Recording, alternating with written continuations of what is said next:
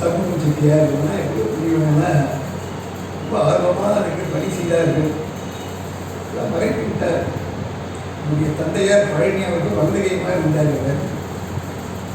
பல பெரியவர்கள் உங்களுடைய அன்பு ஆதரவு இந்த சபையில் அவர்கள் இருக்கின்ற ஈர்ப்புத்தன்மை ரொம்ப அருமையான செய்தார்.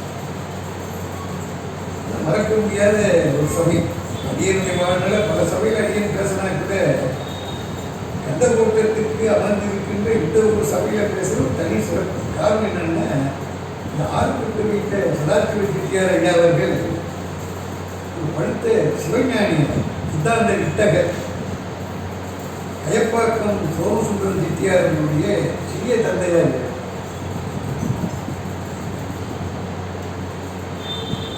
கயப்பாக்கம் சோமசுந்தரம் செட்டியார் பெரியன்னு பார்த்துருக்கேன், அவரோட பேசியிருக்கேன், அவர் தலைமையிலையும் பேசியிருக்கேன். ஆனால் இவருடைய இதில் அவருடைய பவர் ரொம்ப பெரியவர். 92 வயசு வரைக்கும் எடுத்தார். தலையெல்லாம் அப்படி ஆடும். வசிஷ்டர் மாதிரின்னு சொல்றார் சிவராம் செட்டியார். அவர் யாரையும் பாராட்ட மாட்டார், குறை சொல்வாரு. அவர் பாராட்டாருன்னா வசிஷ்டர் வாயால பிரம்மஸ்ரீ பட்டம் வாங்கினாரு அப்படின்னாரு. இந்த காலத்தில் உருவமுட்டிகள்லாம் சோமசுந்தரம் செட்டியார்னா பயப்படுவாங்க. முறையாக பாடணுன்னுவார், முறையாக பேசணுன்னுவார். முறை தவறி பாடுறது, முறை தவறி பேசுறது அவர் பிடிக்க நேரடியாக கேட்டுவார். அந்த மாதிரி ஒரு பெரியவர். அவருடைய வயசுக்கும் அவருடைய அனுபவத்துக்கும் பல நூல்கள் எழுதியிருக்காரு. அதே போல இவர்கள் முதன்முதலாக அகத்தியர் தேவாரத்தில் கேட்டு உரை எழுதினவர் சதாசிவ செட்டியார். அவர் தான் சபையை ஆரம்பித்து விட்டார். பெரிய புராணத்தில் பெரிய ஸ்காலர். இவர் பெரிய புராணம் விரிவுரை சொல்கிறாருன்னா அதுக்கு சிவகவிமணி சீக்கிர சுப்பிரமணியம் பிள்ளையாரவர் தான் கைப்பாடம் கைநூல் படிப்பாளர். பெரிய புராணத்தில் உரை எழுதியிருக்காரு, 10 வால்யூம் எழுதியிருக்காரு. அந்த மாதிரி யாரும் உரை எழுத முடியாது. ஒவ்வொரு பாட்டுக்கும் உரைக்கு எழுதியிருக்காரு. அதில் கூறுகளை எழுதுகிற இந்த உரை எழுதுவதற்கு 12 வருஷம் ஆச்சாரு. இந்த 12 வருஷம் இந்த உரை எழுதுவதற்கு எனக்கு உறுதுணையாக இருந்தது சதாசிவ செட்டியார் அவருடைய சொற்பொழிவு தான் அப்படின்றார். அவருடைய சொற்பொழிவை கேட்டு கேட்டு தான் இந்த மாதிரி ஒரு உரை எழுதணுன்ற ஒரு எண்ணமே எனக்கு வந்தது. அதனால் எழுதியிருக்கேன். இப்படி பல பெரியவர்கள் தோன்றுவதற்கும் அவர்கள் சைவ நெறியை கடைபிடிப்பதற்கும் காரணமாக இருக்கிறவர்கள் ஐயா செட்டியார். அவர்கள் ஸ்தாபித்த இந்த சபை 120 வருஷம் கடந்து போய் கொண்டிருக்கிறது. இந்த 1905 இது ஆரம்பிக்கப்பட்டது. இப்போ 25 நடக்குன்னா 120 வருஷம். 100வது ஆண்டு விழாவுக்கு நாம் போயிருந்தோம். பிப்ரவரி ஆதிக்கத்தில் சைவ சுடர் நிலையமும் பட்டம் கொடுக்குறாங்க. 100 ஆண்டுகளுக்கு மேல் சைவ பணி செய்கின்ற திருச்சபைக்கு ஆதீனத்தில் ஒரு பட்டம் கொடுக்குறாங்க. அது தை மாதம் நமச்சிவாயத்தினுடைய குரு பூஜையில செய்கிறாங்க. அந்த இது கூட ஐயா என்ன அழைச்சிட்டு போயிருந்தார். மறக்கவே முடியாதுங்க. இந்த மாதிரி ஒரு சிறந்த சபை. இந்த சபையில் நம்ம உட்காரணும் பேசணுன்னால அது ரொம்ப தவம் பண்ணியிருக்கணும். அதே அடிக்கடி சொல்வது உண்டு. இந்த திருச்சபையில் பாம்பன் சுவாமிகள் போய் வந்திருக்கலாம், பேசியிருக்கலாம். ஏன்னா பாம்பன் சுவாமிகள் 2 பதிவும் பாடியிருக்காங்க. சென்னை சேயினே ஒரு பதிவு பாடியிருக்கார், முத்துக்குமார சுவாமிகள் ஒரு பதிவு பாடியிருக்காரு. பாம்பன் சுவாமிகள் நலம் பண்ண இடம். அதே மாதிரி வண்ணச்சரம் தண்டபாணி சுவாமிகள், அவரும் ராமலிங்க சுவாமி காலத்தில் வாழ்ந்தவர். அப்படி பல பெரிய மகான்களுடைய திருவடி தோய்ந்த இடம். இந்த சபையில் அரகரடிகள், ஏமுடியார் சுவாமிகள், இப்படி பல பெரியவர்களாம் இங்கே பேசியிருக்காங்க. அவங்களுடைய திருவடிலாம் பட்ட இடத்துல நாம் சேரணும்னா ரொம்ப புண்ணியம் பண்ணியிருக்கோம். புண்ணியம் பண்ணாங்கன்னா இங்கே வர எல்லாரும் வர முடியாது. ஏன்னா நமக்கு சிறப்பு தெரியாது. காரணம் இந்த பக்குவம் இன்மை. அவ்வளோதான். கூட்டமாக நாம் நினைக்கலாம், அந்த பக்குவம் இருக்கிறவங்க தான் இங்கே வர முடியுமே தவிர எல்லாரும் வர முடியாது. இப்போ கோயிலில் பார்த்தீங்கன்னா ஆயிரக்கணக்கான பேர் வராங்க. கோயிலுக்கு எல்லாரும் வரலாம் போகலாம். ஆனால் கேட்குறவங்க கொஞ்சம் பேர் தான் வருவாங்க. இது அங்கே நீங்கள் பார்க்கலாம். கோயிலில் பார்த்தீங்கன்னா கூட்டம் இல்லை, ஆயிரக்கணக்கான பேர் கோயிலுக்கு வருவாங்க. ஆனால் அந்த நிகழ்ச்சியை கேட்குறவங்க பார்த்தீங்கன்னா 10 பேர் 20 பேர் தான் இருப்பாங்க, வர மாட்டாங்க. இயல்பு காரணம்னா அந்த பக்குவம். நாம் குறை சொல்ல முடியாது. பக்குவம் இருந்தால் தான் வர முடியாது.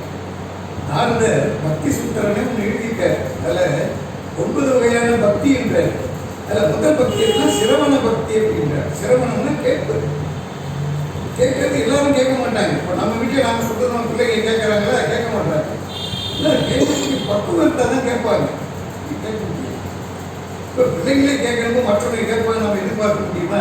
முடியாது. அதே மாதிரி ஆன்மீக விஷயங்களை கேட்கணுன்றதை தவம் பண்ணாதான் முடியாது. அது நீங்க வந்திருக்கிறவங்க எல்லாருமே நீங்களாம் தவம் செய்தவர்கள். உங்களுடைய பெற்றோர்கள் செய்த தவம், நீங்க முற்பிறப்பில் செய்த தவம் இருந்தால் தான் இதெல்லாம் கேட்கறதுக்கு ஒரு எண்ணம் வரும். இல்லாமன்னா வராது. தான் சிரிச்சுவைன்னு சொல்றார் திருவள்ளுவர். செவியில் சுவை உணரா மாக்கள் அப்படின்றார். எல்லாம் வாய்ச்சுவையில தான் நம்ம அதிகமாக ஈடுபடுறோம். ஆனால் சிரிச்சுவை ஒரு சிலர் தான் இருப்பாங்க. அதில் செவியில் சுவை உணரா வாய் உணர்வின் மாக்கள் அதிகமும் வாழினும் என்னென்றார் திருவள்ளுவர். அதனால சிரிச்சுவை உணர்ந்தவர்கள் தான் இது தெரியும். நம்ம அயோத்தி மக்களை பற்றி சொல்கின்றவோ சொல்கிறார். அயோத்தி நகரத்தில் வாழ்ந்த மக்கள் நிறைய கேட்கிற பக்குவம் உடையவர்கள் அப்படின்னு சொல்றார். அது ஒரு வார்த்தை ஒரு விசாரம். மருந்தினும் இனிய கேள்வி மாந்துவார் அப்படின்னு சொல்றார். இந்த கேள்வி செல்வம் என்பது மருந்தை விட சிறந்ததுன்ற. ஆக மருந்து எப்படி நம்ம உடல் நோயை தீர்க்கிறதோ அதே போன்று இந்த கேள்வி செல்வம் உடல் நோய், உயிர் நோய், பிறப்பு என்பதை கூட தீர்க்கின்ற ஆற்றல் உடையது. அதெல்லாம் மருந்தை விட சிறந்தது இந்த கேள்வி செல்வம்னு கம்பர் சொல்றாரு. அந்த மக்களை பார்த்து சொல்லுகின்ற போது அதனால அந்த கேள்வி செல்வம் ரொம்ப உயர்ந்தது. கேட்பது என்பது ரொம்ப சிறந்தது. திருவள்ளுவர் கேள்வினே ஒரு அதிகாரம் வச்சிருக்க. கேள்வினா கேள்வி வினா தொடுப்பதல்ல, கேட்பது. நிறைய கேட்கணும். அதனால தான் சுவாமி என்ன பண்ணார், நமக்கு வாயை ஒன்றா வச்சு காதை ரெண்டாக வச்சிருக்கோம். வாயை மூடிக்கிறோம், ஆனால் காதை மூட முடியாது. அது எப்பவும் திறந்த முடியாமல். காரணம் நிறைய கேட்கும். பேசுறதுக்கு ஒரு கொண்டு இருக்கணும், கேட்பது 2 கொண்டு இருக்கணும். அதனால் நிறைய கேட்கணும். கற்றிலனாயும் கேட்க அப்படின்ற நிறைய கேட்கும். அதனால தான் இந்த இடத்துல பல சான்றோர் பெருமக்கள் பெரியோர்கள்லாம் நிறைய பேசியிருக்காங்க. இப்பவும் தொடர்ந்து நிகழ்ச்சி நடத்தினேன். ஒவ்வொரு செவ்வாய்க்கிழமையும் வியாழக்கிழமை, அது முன்னாடி செவ்வாய், வியாழன், சனிக்கிழமை கூட 3 நாள் நடக்கும். நிறைய பேசுறேன். ரொம்ப பேர் மறைந்து விட்டார். எல்லாரும் வயசாகி வச்சு மறைந்து விட்டாங்க. காலத்தின் நிலை அதை யாரும் மாற்ற முடியாது. அதனால் இப்போ இந்த 2 நாள் வாரத்து 2 நாள் பேசுகிறாங்க. இங்கே அருமையான நிகழ்ச்சி பேசுகிறவர்களாம் சாதாரணமாக நல்ல படித்தவர்கள், நல்ல பண்புள்ளவர்கள், பல அரும்பெரும் கருத்துக்களை எல்லாம் இங்கே சொல்கிறாங்க. அதை இவங்க ஒளிபரப்பு பண்ணி வேறு ஒளிபரப்புறாங்க. இதெல்லாம் கேட்கும்பொழுது ரொம்ப ஆனந்தமாக அடியடி பொறுத்தவரை நான் வீட்டில் போகிறதெல்லாம் கேட்கும்போது ரொம்ப சந்தோஷமாக இருக்குது.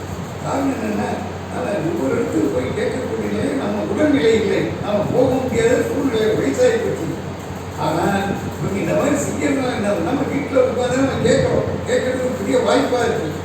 இப்போ பலருடைய சொற்களில் கேட்கறது ஒரு பெரிய வாய்ப்பு இருக்குது. அதே மாதிரி வரக்கூடியவர்கள், நடமாடக்கூடியவர்களாம் வந்து கேட்கணும் இன்னும் நல்ல சிறப்பு. உட்கார்ந்த இடத்துல கேட்கறத விட நேராக வந்து பார்த்து கேட்கறது இன்னும் ரொம்ப சிறப்பு. அப்படிப்பட்ட ஒரு பெரிய ஞான வேள்வியை இந்த திருச்சபை சைவ சமய பக்தர் சபைக்கு சிறப்பாக நடத்தி கொண்டிருக்கிறார்கள். அந்த முறையில் கூட பெரியவர்கள் சிவராம செட்டியார் போன்றவர்கள்லாம் மறக்கவே முடியாது. அவங்கெல்லாம் ரிக்ஷாவுக்கு அதுக்குன்னே ஒரு தனி ரிக்ஷா ஏற்பாடு பண்ணி வந்துடுவார். எந்த நிலையும் வந்துடுவார் அவர். இப்படி பல பெரியவர்கள்லாம் இங்கே வந்தது மறக்க முடியாது. இவருடைய தந்தையார் டாக்டர் ஜெயவேல் இருந்தார். ஒரு பெரிய ஸ்காலர். அவர் அடிக்கடி ஒரு வார்த்தை சொல்கிறார். அவர் என்ன சொல்கிறாருன்னா, என்கிட்ட சொல்கிறார், மகாதேவன் உங்ககிட்ட நாங்கள் கதை கேட்க வரல, கருத்து கேட்க வரோம். கதை சொல்கிறதுக்கு 1000 பேர் இருக்காங்க, கருத்து சொல்லணும், எங்களுக்கு அதுதான் வேணும். கதை எல்லாரும் சொல்லுவாங்க, நீங்கள் கதை சொல்லாதீங்க, கருத்து சொல்லுங்கன்னு கேட்பார். அவர் என்ன சாதாரணமான டாக்டரேட் வாழ்ந்தவர். அவங்க அப்பா அப்படி தந்தையார். அவரை கடைசியாக திருவாரூர் தான் பார்த்தேன்.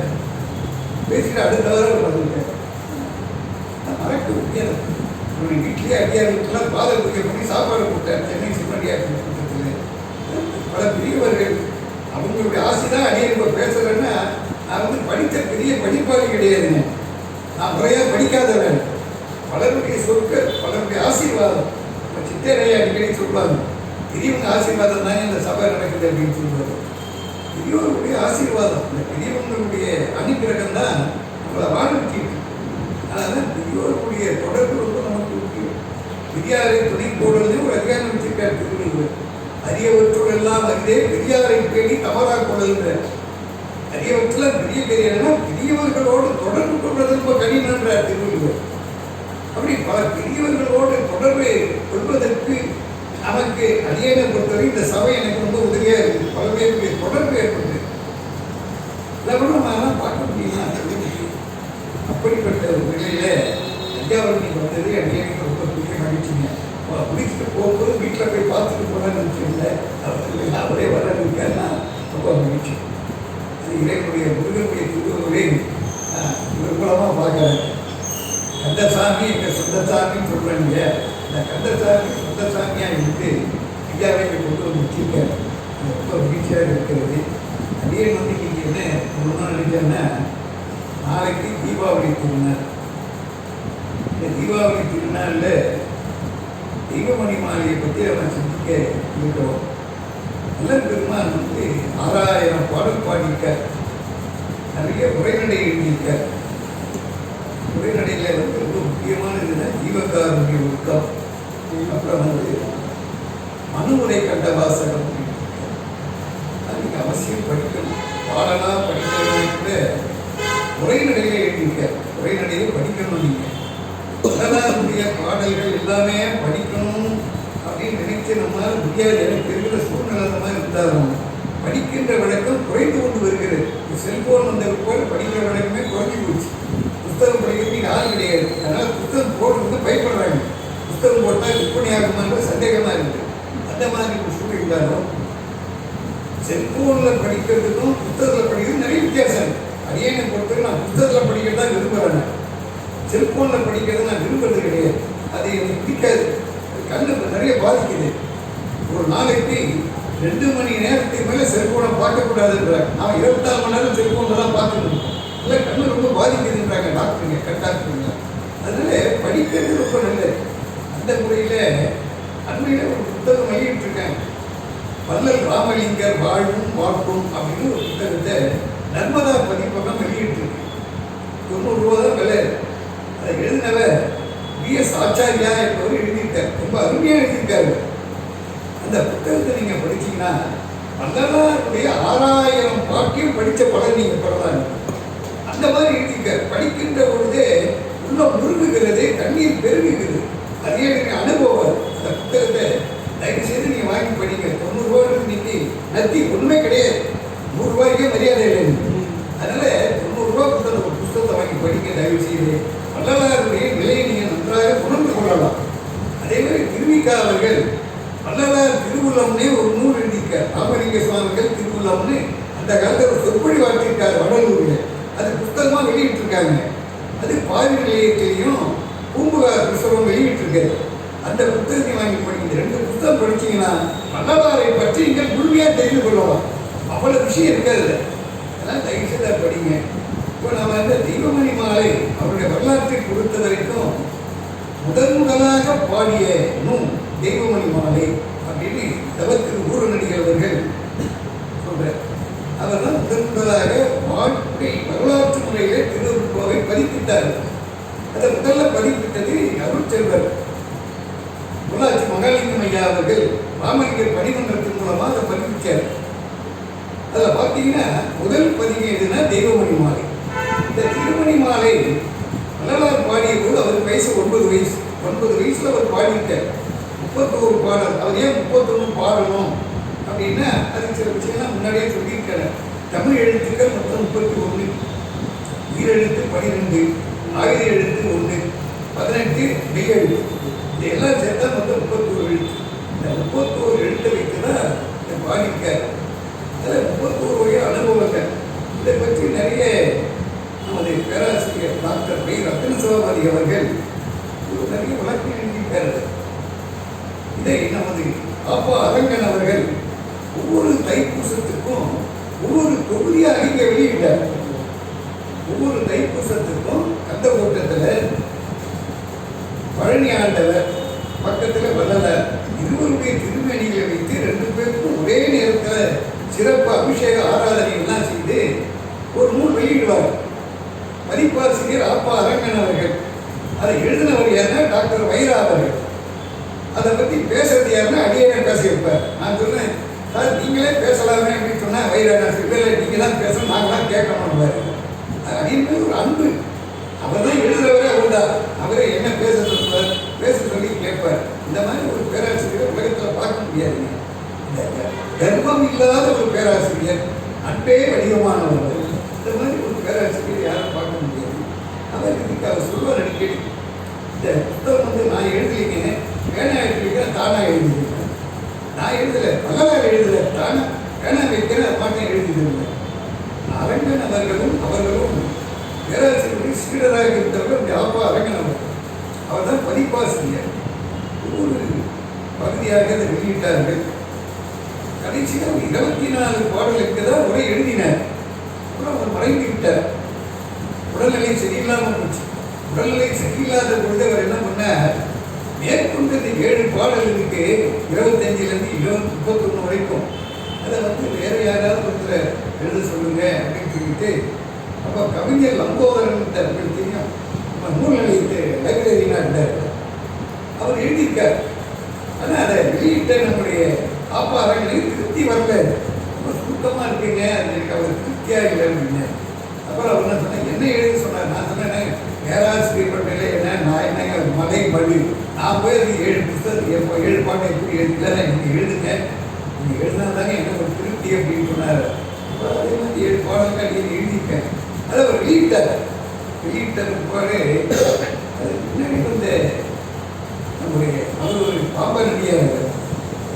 அவர் என்ன பண்ண, அது எல்லாம் கொடுத்து ஒரு புத்தகமாக வெளியிட்டிருக்கார். சன்மார்க்கம் அப்படின்ற தலைப்பில் 2 தொகுதி 600 ரூபாய் விலையில 2 தொகுதி வெளியிட்டிருக்கார். அதில் வெகுமணி மாலை உரையும் வந்தது. ரொம்ப அருமையான நூல். பேராசிரியர் வரைந்திருப்பாடு இந்த நூல் வெளியிட்டது இடத்துல நம்ம மேற்கு மாவட்டத்தில் இருக்கிற கோவிலூர் ஆதீனத்தில் தான் அதை வெளியிட்டாங்க. இதை வெளியிடுகின்ற பொழுது அடியனுக்கு இதை பற்றி வெளியிட்டு நம்முடைய ஜோதி வேதாச்சலம் ஐயா அவர்கள் தான் அதை வெளியிட்டாங்க. இதை பற்றி விளக்கம் என்ன பேச சொன்னாங்க. பேசுறது ரொம்ப அருமையாக வெளியிட்டாங்க. ரொம்ப சிறப்பாக வெளியீட்டு விழா ரொம்ப அருமையாக நடந்தது பல ஆண்டுகளுக்கு முன்னாடி. இதனுடைய அடிப்படையில் தான் அடியன் இதில் பேச ஆரம்பித்தேன். ஆனால் அவர் பேராசிரியர் சொன்னது எல்லாமே நான் சொன்னேன்னு சொல்ல முடியாது. பேராசிரியர் ஒரு பெரிய கடல், ஞான கடல். அது கடலில் ஒரு சில கொடிகள் தான் அடியேன் பேசியிருக்கேன். அது பெரிய கடல் நாம் அந்நாட்டுக்கு அனுபவிக்க முடியாது. இந்த முறையில் அவர் நிறைய எழுதியிருக்கார். ரொம்ப அற்புதமான கருத்துக்கள். அதையெல்லாம் நான் நிறைய சொல்லியிருக்கோம். குறித்த அளவுக்கு அடியேன் சொல்லியிருக்கேன். ஆனால் எல்லாமே சொன்னேன்னு சொல்ல முடியாது. ஏன்னா ஒரு சிலவற்றை தான் நம்ம சொல்ல முடியும். ஏன்னா நமக்கு காலம் நேரம் எல்லாம் இருக்கார். இந்த முறையில் இன்னைக்கு ஒரு 2 பாடலுக்கு விளக்கம் சொல்லணும்ன்றது அடியனுடைய எண்ணம். அதாவது 24வது பாடலுக்கும் 29வது பாடலுக்கும் குறை சொல்லணும், விளக்கம் சொல்லணும் அப்படின்றது. 24வது பாடலுக்கு பேராசிரியர் உரை எழுதியிருக்க. என்ன சொல்றாருன்னா, குறை தவிர்க்க வேண்டும் அப்படின்னு சொல்லி தலைப்பில் பாடியிருக்கார். இன்னொரு பெரிய ரகசியம், உரை எழுதிய பேராசிரியர் அவர்கள் பின்னாடி தான் அவர் அருட்பெரும் ஜோதி அருட்பெரும் ஜோதி தனிப்பெரும் கருணை அருட்பெரும் ஜோதி என்ற மகாமந்திரத்தை நமக்கு வழங்கினார் வல்லவர். அவர் அதை வழங்குகின்ற போது அவர் வயசு 49. ஆனால் 9 வயசாக பாடின திவ்யமணி மாலையிலேயே அந்த மகாமந்திரத்துடைய கரு இந்த பாடலிலே இருக்கிறது என்று நம்முடைய பேராசிரியர்கள் சுட்டி காட்டுறார். இந்த 24வது பாடலில் அதை சுட்டி காட்டிருக்கிறார் அப்படின்னு சொல்லியிருக்கார். முதல்ல அந்த பாட்டை பாருங்க. குறை தவிர்த்து அருளுக அப்படின்றது தனி. ஏன்னா நமக்கெல்லாம் நிறைய குறை இருக்கு. குறை இல்லாத மனிதனே கிடையாது. எல்லாருக்கும் குறை இருக்கு. குறை இல்லாதவன் யாருன்னா இறைவன் ஒருவன் தான். அவங்க தான் குறையே கிடையாது. குறைவில்லா இறைவே போதிலா அவரே மணிவாசகர் பாடுற சுத்தமன் சாமி அப்படியே ரிப்பீட் பண்றாரு. அதில் குறைவில்லாத நிறைவாக இருக்கிறவன் யாருன்னா இறைவன் ஒருவனே. நமக்கு எல்லாம் குறை உண்டு. உடல் குறை, மனக்குறை, இப்படி பல குறை இருக்கு வாழ்க்கையில். ஆனால் எல்லா குறையும் தவிர்க்க வேண்டும் என்று அதனால் 9 வயசுல இந்த பாடலை பாடிக்க. இந்த பாடலை பாருங்க நீங்க.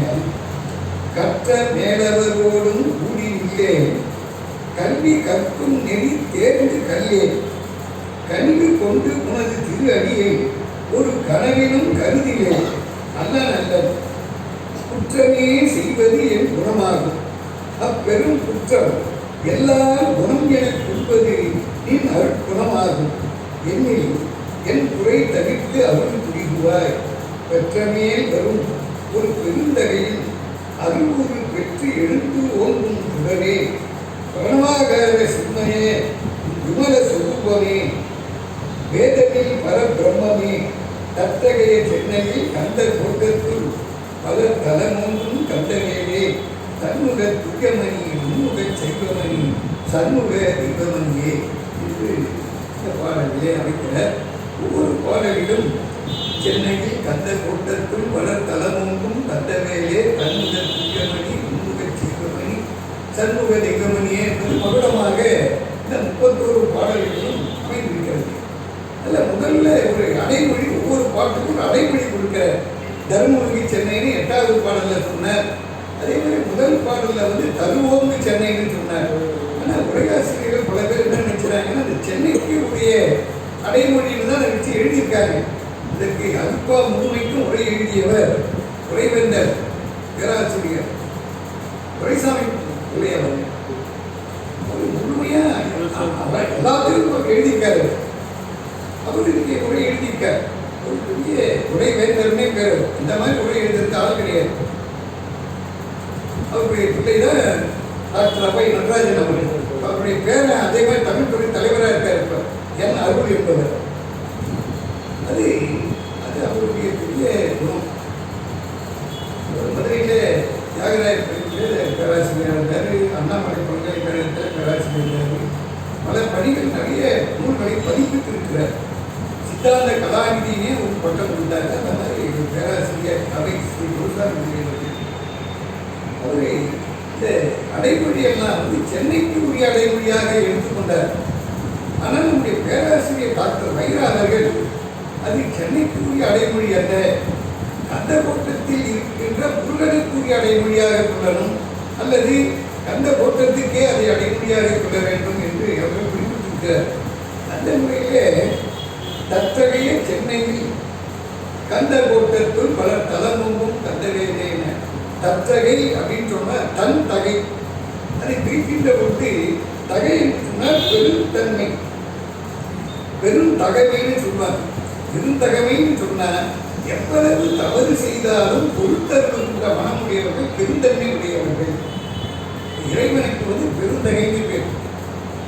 நான் சொல்வது ஒரு பதிவே பாடியிருக்கார். பெண்ணின் அல்லாரோடும் பெருந்தகை இருந்ததே அப்படின்னு ஒரு பதிவே பாடியிருக்கார். ஒவ்வொரு பாடல்லையும் பெருந்தகை இருந்ததே பெருந்தகை இருந்ததே.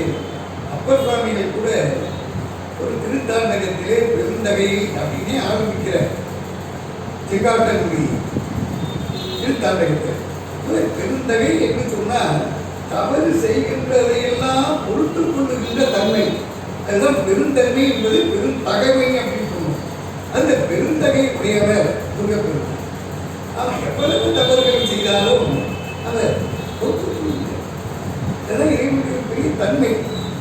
இறைவனுடைய தன்மை என்னன்னா தவறுகள் பல செய்தாலும் பொறுத்தருகின்ற தன்மை உடையது.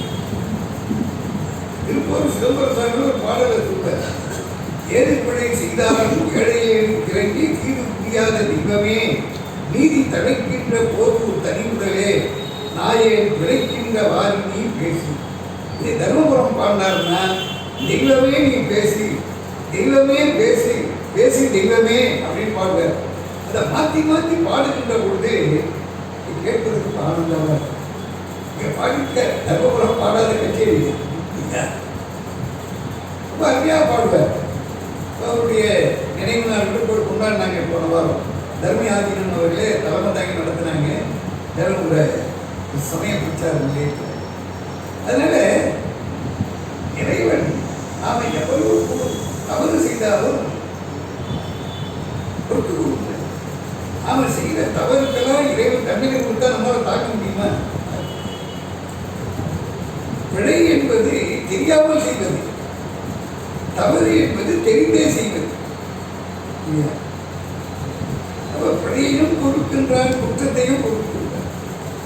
அதனால ஒரு இடத்துல சொல்ற குற்ற குற்றம் செய்தல் எனக்கு இயல்பே குணமாக் கொள்ளல் உனக்கு இயல்பே சிற்றப்பளவா இனி சிறிய முகமன் யார் உள்ளது. இந்த வார்த்தை என்னது சுந்தரன் தேவா சுந்தரன் இந்த வார்த்தை சொல்றாரு.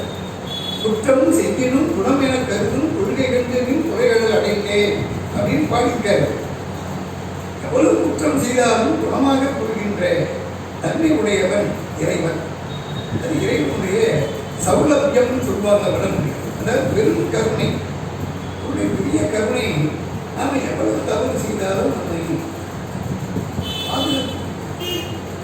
இறைவனுடைய கருணையால் தான் நம்ம வாழ்ந்து கொண்டிருக்கிறோம். விஞ்ஞான சித்தியார்ல இறைவன் 5 தொழில் செய்கிறார். படைப்பது, காப்பது, அழிப்பது, அருள்வது, மறைப்பது, அருள்வதுன்னு 5 தொழில். இந்த 5 தொழில் ஏன் அவர் செய்யணும்? செய்ய வேண்டிய அவசியமே கிடையாது. ஏன் செய்கிறார் அப்படின்னு சொன்னா கருணையினால் செய்கிறார் அப்படின்னு சொல்றார். அப்படினால் செய்கின்றார், கருணையினால் செய்கிறார். காரணம் என்ன? உலகம் இயங்க வேண்டும், உயிர்கள் இயங்க வேண்டும், எல்லா உயிர்களும் இறைவனை சார வேண்டும். அது இறைவனுடைய பெரிய கருணை. இந்த கருணையினால் தான் நம்ம வாழ்கிறோம். அதனால்தான் மணிவாசகர் மன்னகத்தே வாழச் செய்தானே. மண்ணுலகத்தை நம்ம வாழ செய்கின்றவன் அவன் தான். வாழ்க்கைக்கு முதல் பொருள் அவன் தான். போற்றியன் வாழ்வுடலாகிய பொருளே என்ற திருப்பள்ளி எழுச்சியிலே மணிவாசகர் முதல் பொருள் இல்லாமல் வியாபாரம் பண்ண முடியாது. வாழ்க்கைக்கு முதல் பொருள் யாருன்னா இறைவன் தான். நம்ம இறைவனே எல்லாரும் நினைக்கிறாங்கன்னு சொல்ல முடியாது. உணர்ந்தவர்கள் அடியார்கள் நினைக்கிறார். அதனால தத்தகை சென்னை கந்த கோட்டம், சென்னையில் தத்தகை உடைய கந்த கோட்டத்தில் எழுதி கொண்டிருக்கின்ற கந்த பெருமான் அவனே தன்முக துயமணி, உள்முக செய்வமணி, சண்முக தெய்வமணி. சைவமணி, சைவம் என்று சொன்னாலே அன்புன்னு அர்த்தம். அன்பு அது இப்போ குளிர்ச்சியை தரும். இந்த அன்புடைய முக்கியத்துவத்தில் நிறைய சொல்லிடும். அதனால அதை சொல்லி கடையில் என்ன சொல்றாரு, ரொம்ப அழகாக சொல்றாரு. இந்த பாட்டு ஐயா தான் அடிக்கடி எனக்கு சொன்னாரு. நான் ஒரு பாட்டு விளக்கம் சொல்ல நினைச்சேன். குலம் என் பசம் என்றது இல்லைன்ற பாட்டை தான் நினைச்சேன். ஆனால் நமக்கு ஆறுமுகம் ஐயா என்னன்னா அவர் தெய்வமணி மாறு நூல் வெளியிட்டிருக்காரு உரையோட. அவர் என்ன பண்ணார், நீங்கள் 24வது பாட்டு ரொம்ப அருமையான பாட்டாச்சே அப்படின்னு. அதில் பாருங்க, கற்ற மேலவரோடும் கூடி நின்றேன். மேலவர் யாருன்னு சொன்னா கற்றவர்கள் அர்த்தம். இப்ப படித்தவர்கள். இப்ப படிப்பு என்பது மனிதனுக்கு இன்றியமையாது. திருவள்ளுவர் கல்வியிலே ஒரு அதிகாரம் வச்சிருக்காரு. கண்ணுடைய என்பர் கற்றவர் 32 உன்னுடைய கல்லாதவர் அப்படின்னு. கண்ணுடையவர் யாருன்னா கல்வி கற்றவர்கள். அல்லாதவர்கள் யாருன்னா கண்ணில் ஒண்ணுதான் இருக்குது. இப்ப கல்வி மிக உயர்ந்தது. இந்த கல்வி செல்வம் சாகின்ற வரை படிக்கணும்ன்ற திருவள்ளுவர். நம்ம படித்தோம் பட்டவாளனும் அதோட முடிக்க போச்சு நினைக்காதீங்க. சாகின்ற வரை படிக்கணும்ன்ற யாதானும் நாடாமால் ஊராமால் இன்னொருவன் சாந்துணையும் கல்லாதவாரும் கேட்கிறார் திருவள்ளுவர். சாகின்ற வரைக்கும் ஒன்று படிக்காம இருக்காங்கன்னா அப்ப மனிதனால் பிறந்து என்ன பிரயோஜனம் கேட்கிறார் திருவள்ளுவர். மனிதன் நிறைய படிக்கணும். கல்வி என்பது சாகின்ற வரை படிச்சுக்கினே இருக்கும். 2வது ஒன்று என்னன்னா, இந்த கல்வி என்பது மனிதனோடு எந்த பிறப்பு எடுத்தாலும் கூட வரக்கூடிய, எப்படி பாவப்புண்ணிய மனிதனோடு வருகிறதோ அதே போன்று கல்வி வருகிறது. ஒருமைக்கண் தான் கற்ற கல்வி ஒருவருக்கு எழுமையும் ஏமாப்படுத்திருக்கார் திருவள்ளுவர். 7 பிறப்பு, 7 வகை பிறப்பு, எத்தனை பிறகு எடுத்தாலும் தான் கற்ற கல்வி அவனுக்கு துணையாக வந்து கொண்டே இருக்கும். சில நிகழ்ச்சிகளை நம்ம பார்த்தோம். 3 வயசு குழந்தை 3000 திருமணத்தை அப்படியே ஒப்பிட்டு எப்படி ஒப்பிட்டோம் 3 வயசு குழந்தை. அதே மாதிரி 150 ராகத்தை சொல்லுது. இதான் கிட்டக்குறை தொட்டக்கத்தை போன ஜென்மத்தினுடைய தொடர்பு. அப்போ நமக்கு பிறவி இருக்க நமக்கு தெரியும், முன் பிறவி இருக்குன்னு தெரியும், இன்னும் பிறவி எடுக்க போறோம்னு நமக்கு தெரியும் இல்லையா? இதெல்லாம் நிறைய சார்புகள்லாம் இருக்கு. அதனால மேலவர் அப்படின்னு சொன்னா கற்றவர்கள். கற்றவர்கள் உண்ணும் கனியே போற்றி கடலடைந்தார் செல்லும் கனியே போற்றின்னு அப்பர் சுவாமிகள் போற்றி திருத்தாண்டகத்தில் சொல்கிறார். அதனால கற்றவர்கள் என்றால் அவர்கள் மேலவர், கல்வி கற்றவர். கல்வி என்றாலே படிப்பதுன்னு அர்த்தம் இல்லை, அறிவை வளர்ப்பதுன்னு. கல்லுதல் அப்படின்னு சொன்னா தோன்றுதல். அறிவு எல்லாருக்கும் கொடுத்துருக்கார் சுவாமி. எல்லா உயிருக்கும் அறிவு இருக்கிறது. படித்துதான் ஒருத்தங்க அறிவு வரணுன்றது இல்லை. அந்த அறிவு வளர்ச்சிக்குத்தான் படிக்கிறோம். நாம் அறிவு வளர வேண்டும், அதற்காக தான் படிக்கிறோம். அதனால மேலவர்கள் யாருன்னு சொன்னா கற்றவர்கள். அதனால இங்க வள்ளல் பெருமான் என்ன சொல்ற, கற்ற மேலவர்களோடும் கூட நான் படிக்கல, படித்த பெரியவர்களோடு கூட நான் சேராமல் இருக்கிறேன்னு வருத்தப்படுறேன். இப்போ முதல் இந்த பாடலர் என்ன சொல்றாருன்னா, கற்ற அறிஞர்களோடு நாம் உறவு கொள்ள வேண்டும், அவர்களோடு தொடர்பு வைத்துக் கொள்ள வேண்டும். அதை கூட நான் செய்யாமல் எதிர்மறையில சொல்றாரு. அடுத்து என்ன சொல்ற, கல்வி கற்கும் நெறி தேர்ந்து கல்லேன் அப்படின்னா, இப்ப கல்வி எப்படி கற்க வேண்டும் அதுவும் திருவள்ளுவர் சொல்ற, கற்க கற்றனரே கற்பவை கற்றபி மிக்க அதற்கு தக. எல்லா திருமூலகாரனும் திருக்குறளையே இருக்குங்க. நமக்கு கிடைத்த ஒரு பெரிய பெரிய பொக்கிஷன் தான் திருக்குறள். திருக்குறளுக்கு எவ்வளோ பேர் கூட எழுதுறாங்க, இன்னும் எழுதினே இருக்கிறாங்க. அதனால இந்த 3 நூல்களை அவசியம் படிக்கணும்ன்றாரு. திருக்குறள், திருமந்திரம், திருவாசகம், இந்த 3ஐயும் படிக்கணும்ன்றார். நெஞ்சறிவுறுத்தல் ஒரு பதிகம் பாடியிருக்காரு. கிட்டத்தட்ட 700 வழியில பாடியிருக்காரு. அதெல்லாம் முதல் திருமுறையில வரும். நெஞ்சறிவுறுத்தல் அதெல்லாம் படிச்சு பார்த்தீங்கன்னா அதில் சொல்றாரு. திருக்குறளை ஏன் படிக்காம இருக்கிற, மனசை பார்த்து சொல்றாங்க சொல்றாரு, நெஞ்சுக்கு அறிவுறுத்துக்கிற. அதனால திருக்குறள் நம்ம படிக்கணும், அதே மாதிரி திருமந்திரம் படிக்கணும், அதே மாதிரி திருவாசகம் படிக்கணும். படிக்க முடியலன்னா படிக்க சொல்லி கேட்கணும். எல்லாருமே படிக்க நேரம் இருக்கு, ஆனால் கேட்கலாம் இல்லையா? திருவாசகத்தை பற்றி எப்படிலாம் பாடிட்டாருன்றது வள்ளலாரை படித்தா தெரியும். இந்த 4 பற்றி நாம் தெரிந்து கொள்ளணும் அப்படின்னு சொன்னால், வள்ளலாருடைய அருள்மணிமாலை 4 பேரை பற்றி பாடிட்டார். முதலாக 4 என்ற ஒரு அமைப்பு உருவாக்கியவரே சிவபிரகாச சுவாமிகள் தான். அவர் தான் 4 மாலைன்னு பாடினார். 4 பற்றி 40 பாடல் பாடிட்டார். அதே பின்பற்றி பின்னாடி 19ஆம் நூற்றாண்டிலே வந்த வள்ளல் பெருமான் ஆருடைய பிள்ளையார் அருள்மாலை, ஆருடைய அரசு அருள்மாலை, ஆருடைய நம்பி அருள்மாலை, ஆருடைய அடிகள் அருள்மாலைன்னு 40 பாட்டு அதே மாதிரி பாடியிருக்க. விஞ்ஞான சம்பந்தம் எக்ஸ்ட்ரா 100 பாட்டும் பாடியிருக்க. அது வேற ஒரு இடத்துல பாடுனது. அதில் என்ன சொல்றாரு ஒரு பாடல், என்ன விஞ்ஞான சம்பந்தனுடைய புகழை யாரெல்லாம் பேசுகின்றார்களோ அவர்கள் செல்வத்தில் சிறந்து விளக்குவார்கள் அப்படின்ற. செல்வம் 2 செல்வம், ஒன்று பொருட்செல்வம், இன்னொன்று அருட்செல்வம். இந்த பாடலைத்தான் மரபிலடிகள் ஒவ்வொரு நாள் சிவபூஜை பண்ணும்போது இந்த பாடலை பாடுவாராம். இப்போ விஞ்ஞான சம்பந்தனுடைய புகழை யாரெல்லாம் பேசுகிறார்களோ அவர்கள் செல்வத்தில் சிறந்து விளக்குவார்கள் வள்ளலார் பாடியிருக்கார். அதனால இந்த 4 பற்றி நம்ம நிறைய தெரிந்து கொள்ளணும் அப்படின்னு சொன்னா, வள்ளலார் பாடிய இந்த 4 அருள் மாலையை படித்தாவே போதும் நீங்க. அதே போல இன்னும் சில சுத்தமாக தெரிஞ்சுக்கணும்னா, வள்ளலார் பாடிய திருவடி புகழ்ச்சி, இந்த திருவடி புகழ்ச்சியில பல விஷயங்கள் சொல்றாரு. அதில் வடமொழியிலையும் சொல்றார், தமிழ் மொழியிலையும் சொல்றார். அதில் திருமுறையும் இருக்கு, உபனிஷத்தும் இருக்கிறது, வேதம் இருக்கிறது, எல்லாமே இருக்கிறது. அதெல்லாம் நீங்கள் படித்து பார்க்கணும். அடியே இந்த திருவற்றிக்குள்ள வள்ளலார் அருட்பணி சட்டங்கத்தில் கிட்டத்தட்ட 3 வருஷம் இந்த திருவடி புகழ்ச்சியை பற்றி பேசினாங்க. காலையில் இந்தியாவுக்குலாம் தெரியும். இந்த திருவடி புகழ்ச்சி அவ்வளோ விஷயம் இருக்கு. நவத்திரு அழகடிகள் சொல்வார், வியாழக்கிழமை தோறும் தவறாமல் திருவடி புகழ்ச்சி படியுங்கள். பரசிவம் சின்மயம் பூரணம் சிவபோக வாக்கியம்னா அப்படியே பிரித்து கொடுத்துருக்காருங்க வள்ளலாரு. நாம போய் தேடியும் போக வேணாம், கையிலே கொடுத்துருக்க. கையில எப்படி அங்கை நெல்லிக்கடின்னு சொல்றோம் பாருங்க, கையில என்ன நெல்லிக்கடி மாதிரி நம்ம கொடுத்துருக்காங்க. ஆனால் நம்ம அதை பயன்படுத்த தெரியல. அதுதான் இங்கே சொல்றார், கற்றவர் மேலரோடும் கூடி நின்று கல்வி கற்கும் நெறி தேர்ந்து கல்லேனர். கல்வி எப்படி கற்க வேண்டும் என்பதை கூட தேர்ச்சி பெற்று தேர்ந்து எதை படிக்க வேண்டும். 2 விதமான கல்வி, உலகியல் கல்வின்னு ஒன்று இருக்கு, அறிவியல் கல்வி இருக்கு. ஆனால் இன்னைக்கு நம்ம எந்த கல்வியில் அதிகமாக ஈடுபடுறோம்னா உலகியல் கல்வி. அதிலும் பொருளியல் கல்வி நிறைய சம்பாதிக்கணும் சார், அதில் தான் நம்ம ஈடுபாடு அதிகமாக இருக்கே தவிர அறிவியல் கல்வி மகாதேவ மாலையே சொல்றாரு, வள்ளலாரே சொல்றாரு. அவர் சொல்றார் பொய்நூல், பொய்நூல்ல நிறைய உலகியல் பொய்நூல். இந்த உலகியல் நூலெல்லாம் வந்து உலகியல் வாழ்க்கைக்கு உதவும், ஆனால் ஆன்மீக வாழ்க்கைக்கு உதவாது.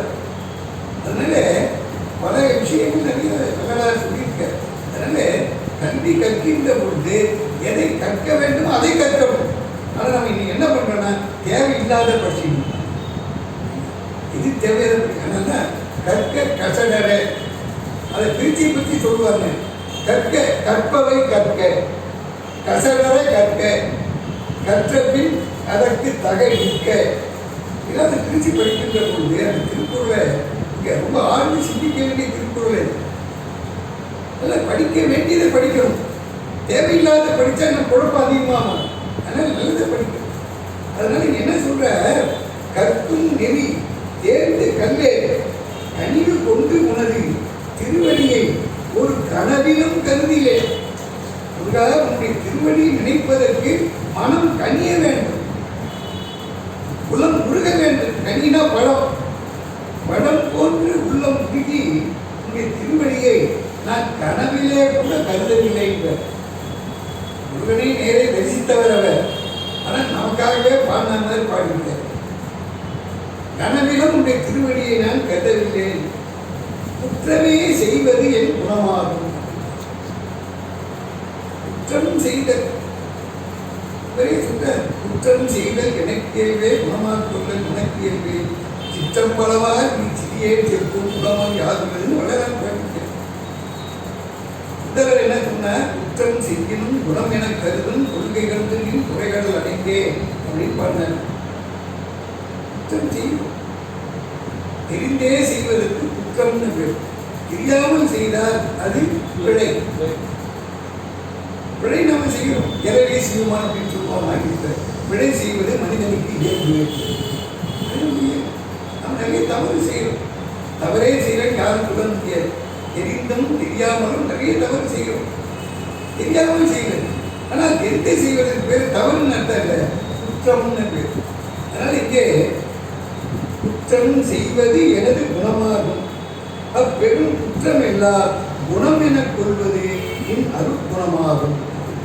நாம குற்றம் செய்து கொண்டே இருக்கிறோம். சுவாமி என்ன பண்ற, அவன் குணம் தான் ஏதோ செய்கிறான் என்று நமக்கு இறைவன் நாம் செய்கின்ற குற்றத்தை எல்லாம் மன்னித்து அருள் செய்கின்றார் இல்லையா?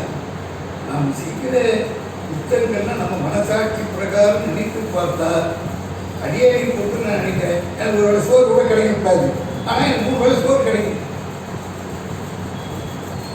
காரணம் என்ன? இறைவனுடைய கருணை. நியாயமா பார்த்தா ஒன்றுமே கிடைக்கக்கூடாதுங்க. ஏன்னா நிறைய குற்றங்கள் இருக்க, நாம் நிறைய செய்கிறோம் இல்லையா?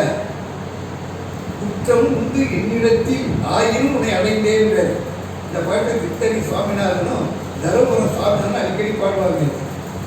இது சுவாமிமலையில ஒரு புலவர் பாடினர், சுவாமிமலை நவரத்தின மலையில். குற்றம் உண்டு என்னிடத்தில் ஆயினும் உன்னை அடைந்தேன். நிறைய குற்றம் நாம் செய்கிறோம், தெரிந்தே தப்பு பண்றோம். உதாரணத்துக்கு சொல்றேன், பொய் பேசக்கூடாதுன்னு நமக்கு தெரியும், ஆனா பொய் பேசுறோம். சூழ்நிலையை பேச வேண்டியதாக இருக்கு. அடியே அலுவலகத்தில் முதல் ஜாயின் பண்ணும்போது எனக்கு அனுபவம் கிடையாது. நான் அப்படியே உண்மையை அப்படியே எழுதினேன். அப்போ ஒரு அதிகாரி, என்னுடைய மேல் அதிகாரி என்ன பண்ணார், நான் கூப்பிட்டு, சார் கவர்மெண்ட் சர்வீஸ்ன்னு சொன்னால் நியாயம் நேர்மையெல்லாம் இருக்கக்கூடாது சார். என்னை கூப்பிட்டு தனியாக சொன்னார், மகாதேவன் நீங்கள் யாருன்னு தெரியும், உங்கள் பொண்ணை என்ன நான் தெரிஞ்சுக்கிட்டேன், நீங்கள் எழுதுங்கிறத நான் தெரிஞ்சுக்கிட்டேன். இந்த மாதிரி உண்மையெல்லாம் எழுதாதீங்க. காரணம் என்னன்னா 10 நாள் வேலையை நான் 5 நாளில் முடிச்சுட்டேன். நான் 10 நாள் வேலை 5 நாள் முடிச்சுட்டா சார் எழுதுறேன் பாருங்க. அதை உடனே கூப்பிட்டு என்ன கேட்டார், சார் அவன் 10 நாள் வேலையை 15 நாள் ஆக்கலாம், நீங்கள் 10 நாள் வேலை 5 நாளில் முடிச்சிங்கன்றீங்க. அப்போ அரசாங்கம் என்ன பண்ணணும், இன்னும் கூட ஒரு 10 நாள் வேலையை கொடுக்கும். அப்போ நீங்கள் என்ன பண்ணணும், பொய் சொல்லணும். இன்னும் ஒரு 10 நாள் கொடுங்க சார்னு கேட்கணும். நீங்கள் 5 நாள் வேலையை நீங்கள் 10 நாள் வேலையை 5 நாளில் முடிச்சிட்டீங்களே, அது எப்படி? அப்போ இவர் கூப்பிட்டு தனியாக சொன்னார், எங்கள் பிராமணன் அவர் கூப்பிட்டு சொன்னார், சார் நீங்கள் நியாயம் நேர்மை நீதி நான் படிச்சுட்டு இப்படி தான் இருப்பேன், நான் அப்படி தான் இருப்பேன்னா நீங்கள் கவர்மெண்ட் சர்வீஸ் வாய் கிடையாது, அன்ஃபிட் ஃபார் கவர்மெண்ட் சர்வீஸ். ஒரே ஒரு சுப்பீரியர்ஸ், உங்களுடைய மேலதிகாரி என்ன சொல்கிறானோ அதை தான் நீங்கள் செய்யணும். இல்லை சார் இது தப்பு சார், இது நியாயம் இல்லை சார், இப்படிலாம் நீங்கள் சொல்லக்கூடாது சொன்னீங்க. அப்படியே சீட்டிக்கு சொல்லிச்சு. அவங்ககிட்ட சிஆர்னு ஒன்று, சிஆர்னு சொன்னால் கான்ஃபிடென்ஷியல் ரிப்போர்ட். அதுதான் மேலதிகாரிகிட்ட ஒரு பெரிய ஆயுதம். ஏன் உள்ள தெரியும் அவங்க என்ன எழுதுறாங்கன்னு யாருக்கும் தெரியாது. அந்த அதிகாரி நினைச்சா ஒருத்தனை வாழ வைக்கலாம், ஒருத்தன் நட்டு வச்சிடலாம். அவன் எழுதுவான் அன்பிட் ஃபார் கவர்மெண்ட் சர்வீஸ் எழுதினான்னு வச்சுக்கேன், உங்களுக்கு அப்போ சீட்டு வெளியே வச்சுருவான். அதனால அவர் சொன்னார், கலாதேவன் இனிமேல் உங்கள் அதிகாரி என்ன சொல்கிறாங்களோ அதுதான் நீங்கள் செய்யணும். அது இன்னும் வெளிப்படையாக சொன்னார். முயலுக்கு 3 காலம் சொன்னால் ஆமாம் சார்னு சொல்லணும். அதே பிடிச்சார் முயலுக்கு 3 காலம் திருப்பி கேட்கக்கூடாது. அவர் என்ன சொல்கிறாரோ ஆமாம் சார், ஆமாம் சார் தான் சொல்லணும். நீங்கள் போய் இதெல்லாம் ரிப்ளை பண்ணிட்டீங்க, நீங்கள் பிழைய தெரியாத ஆளுன்னு அர்த்தம். சரி சார், நான் இனிமேல் அப்படி நடத்துகிறேன் சார். இப்போ இருந்து என்ன தெரியுது, நாம நேர்மையாக வாழணுன்னா கூட சூழ்நிலை வாழ விடலை. தப்பு செய்ய வேண்டிய சூழ்நிலை வருது, வேற வழி இல்லை, என்ன பண்ண முடியுங்க. ஆக நாம தெரிந்தே தப்பு செய்கிறோம், தப்புன்றது அர்த்தம். அதே மாதிரி அது அரசாங்க உத்தியோகமா தெரியும் என்னென்னலாம் நடக்குது, அதெல்லாம் வெளியே சொல்ல விரும்பல. என்ன வெளியே நான் பார்த்தேன், மற்றவங்களை போய் நம்ம குறை சொல்ல முடியும். என்னென்னமோ நடக்குது அதனுடைய. ஆனால் ஒன்று இன்னும் என்னென்னா, நீங்கள் நேர்மையாக இருக்கிறீங்கன்னா உங்களுடைய மரியாதை தனியாக இருக்கும். நேர்மை தவறுனுடைய மரியாதை லாபம். அது அடியனுடைய அனுபவத்தில் நான் ஆஃபீஸில் அனுபவிச்சிருக்கேன். அடியனுக்கு அவன் அதிகாரிகள் கொடுக்குற மரியாதை வேறு, மற்றவங்களுக்கு கொடுக்குற மரியாதை வேறு. அதை நான் அனுபவிச்சிருக்கேன். காரணம் என்னென்ன, இவருக்கு ஒன்றும் சூழ்வாத இல்லாத விவசாயிகளுக்கு ஒன்றுமே தெரியாது. பழக தெரியாத மனுஷன் எனக்கு புத்தகம் இருப்பாருன்னா மகாதேவனுக்கு பழக தெரியாது. அது நடக்கிற விஷயம். அதனால நாம் தெரிந்தும் தவறு செய்கிறோம், தெரியாமலும் தவறு செய்கிறோம். அவள் தவறு இறைவன் அதான் இங்கே சொல்கிறார். குற்றமே செய்வது என் குணமாகும், அப்பெரும் குற்றமெல்லாம் குணமென கொள்வது என் அருக்குணமாகும் எண்ணி என் முறை தனித்த உருவாகும். பெற்றமே வரும் ஒரு பெருந்தகையின் அருள்முறை பெற்று எழுந்து ஓங்கும் சுடரே. இந்த ஒரு வார்த்தையில தான் பேராசிரியர் வைராவர் என்ன சொல்றாருன்னா, அருட்பெரும் ஜோதி என்ற மந்திரத்தினுடைய கரு இந்த வார்த்தையிலே அடங்கி இருக்கிறதே அப்படின்றார். பெற்றம் என்றால் எருது, சிவபெருமான் எருது வாகனம். எருது என்றால் எதை நாம் பார்க்கிறேன், அது அறம், தர்மமே விடையாக இருக்கிறது. அந்த தர்மத்தின் மேல் இறைவன் எழுந்தருளி இருக்கிறார். அவன் பெருந்தகை. பெருந்தகைனா சொன்ன முன்னாடி விடை அனைத்தையும் பொறுத்தருளுகின்ற பெருமான். அந்த பெருந்தகையின் அருள்குரு பெற்று எழுந்து ஓங்கும் சுடரே அப்படின்னு முருகப்பெருமான் சிவபெருமானுடைய அருமை திருமகன்.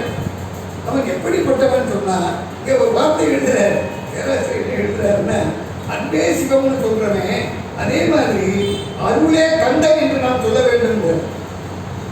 அன்பினுடைய முதிர்ச்சி அருள். அன்பு என்பது தொடர்புடைய மாற்று நிகழ்வு, அருள் என்பது எல்லா உயிர்களிடத்திலும் நிகழ்வு. அப்ப அன்பே சிவம் என்றால் அருளே முருகன், அருளே கந்தன் என்பதாக கொள்ள வேண்டும் என்பது வள்ளலாருடைய கருத்து அப்படின்னு எழுதுறாரு பேராசிரியர். அதனால பெருந்தகையின் அருள்குரு பெற்று எழுந்து ஓங்கும் சுடரே அப்படின்னு. அன்புருவம் சிவபெருமான், அருள்குருவம் முருகப்பெருமான். அந்த முருகப்பெருமான் எப்படி இருக்குன்னா ஓங்கும் சுடராக இருக்கிறார். சுடர் என்றால் ஜோதி, ஜோதிமயமாக இருக்கிறார். எனவே அருட்பெரும் ஜோதியாக இருக்கிறார். அடுத்து ஒரு வார்த்தை சொன்னார், பிரணவாகாரத்தின் சிம்மயே விமல சொரூபமே அப்படின்னா. பிரணவாகாரம், பிரணவம் என்பது ஓங்காரம். இந்த பிரணவத்தினுடைய சிறப்பை எல்லாம் ஒரு வார்த்தை அழைக்கிறேன். இந்த பிரணவாகாரத்தின் மய விமல சொரூபம் அப்படின்னு. விமலம் அப்படின்னு சொன்னா மதம் அர்த்த நிலை. என்ற எழுத்து இன்மையை. இப்ப விநாயகர் அப்படின்னு நம்ம சொல்றோம். நாயகன் என்றால் தலைவன். விநாயகர் என்று சொன்னா தனக்கு ஒரு தலைவர் இல்லாதவன். அந்த மாதிரி மதமற்றவனுக்கு விமலன் பேர்.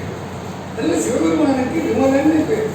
அந்த விமல சொரூபமாக இருக்கிறவன் முருகப்பெருமான். சிவன் வேறு முருகன் வேறு அல்ல. அன்பே சிவம், அருளே கந்தன். அப்ப அன்பையும் அருளையும் பிரிக்க முடியாது. அது மாதிரி சிவத்தையும் முருகனையும் பிரிக்க முடியாது. ஆனால் தான் பாம்பன் சுவாமிகள் அருமுக சிவன் அப்படின்னு சொன்னார். அருமுக சிவன் அப்படின்னு சொன்னார். சிவனுக்கு ஆறுமுகம் இருக்கு, முருகனுக்கு ஆறுமுகம் இருக்கு. ஆனால் சிவனுடைய ஆறுமுகம் வெளியே தெரியாது. இது தெரியும். தெரிந்தபடியே கந்த புராணத்தை படிக்கிறவங்களுக்கு தெரியும். கந்த புராணம் இப்போ கந்த சக்தி வரப்போ இல்லையா, ஆரம்பமாக இருக்கும். தீபாவளிக்கு ஒரு நாள் இருக்கு ஆரம்பம். 22 கந்த சஷ்டி ஆரம்பம். உலகம் இந்த கந்த சஷ்டியில் கந்த புராணம் அவருடைய சொந்த புராணம் நீக்கணும். இந்த கந்த புராணத்தில் இல்லாத தத்துவமே அவர் எந்த புராணத்திலும் கிடையாது. அவ்வளவு தத்துவங்கள் நிலவுக்கு இந்த புராணத்தில் நம்ம படிக்கணும். கந்த புராணம் படிக்க நேரம் இல்லைனா கூட கந்த கலிவெண்பாலும் பாடியிருக்கார் குமரகுருபர சுவாமி. இது பேர் குட்டி கந்த புராணம்னு பேர். 122 கன்னிகள்லாம் பாடியிருக்கார். அதை படித்தாவே போதும். இல்லை சார் அது கூட எங்களால் படிக்க நேரம் இல்லை அப்படின்னா பாம்பன் சுவாமி கீழே இருந்து வந்து 10 பாட்டு கந்த புராணம் பாடியிருக்கார். எவ்வளோ ஆச்சரியமாக இருக்கு பாருங்க. 10,345 பாட்டு கந்த புராணம் கட்சியை பாடினது. அப்புறம் சம்பந்த சரணாலயர் 1000 பாட்டில் பாடினார் கந்த புராணம் சுத்தம். கந்தர் கலிவெண்பார் 122 கன்னியில பாடினார். பாம்பன் சுவாமி 10 பாட்டில் பாடிட்டார். முதல்வன் புராணம் முடிப்பு அப்படின்னு அது தலை. அதில் ஒரு பின்னாடி ஒரு குறிப்பு எழுதியிருக்க பாம்பன் சுவாமி எழுதிக்க கந்த சஷ்டி விரதத்தில் கந்த புராணம் பாராயணம் செய்வது மரபு. அதற்கு இயலாதா 10 பாடல்களை பாராயணம் செய்தாலே அந்த புண்ணியத்தை பெறலாம். இது ஐயம் என்று எழுதியிருக்கார். எவ்வளவு பெரிய கருணை பாருங்க பாம்பன் சுவாமி. இந்த 6 நாள்லயாவது அந்த 10 பாட்டு படிக்கக்கூடாதா? சந்திரசேகரன் ஆரம்பமாகும். முதல் எழுத்து முதல் வார்த்தையே சந்திரசேகர் 10 பாட்டு. அது 6வது மண்டலம். ஸ்ரீமத் குமாரசுவாமியத்தில் முதல்ல இருக்க அந்த 10 பாட்டு. அந்த 10 பாட்டுக்கும் எழுதியவர் யாருன்னு சொன்னால் பாம்பன் சுவாமிக்கு தலை மாணாக்கராக இருந்த சச்சிதானந்த பிள்ளை, சைவ பாதிரியார்னு பேர்.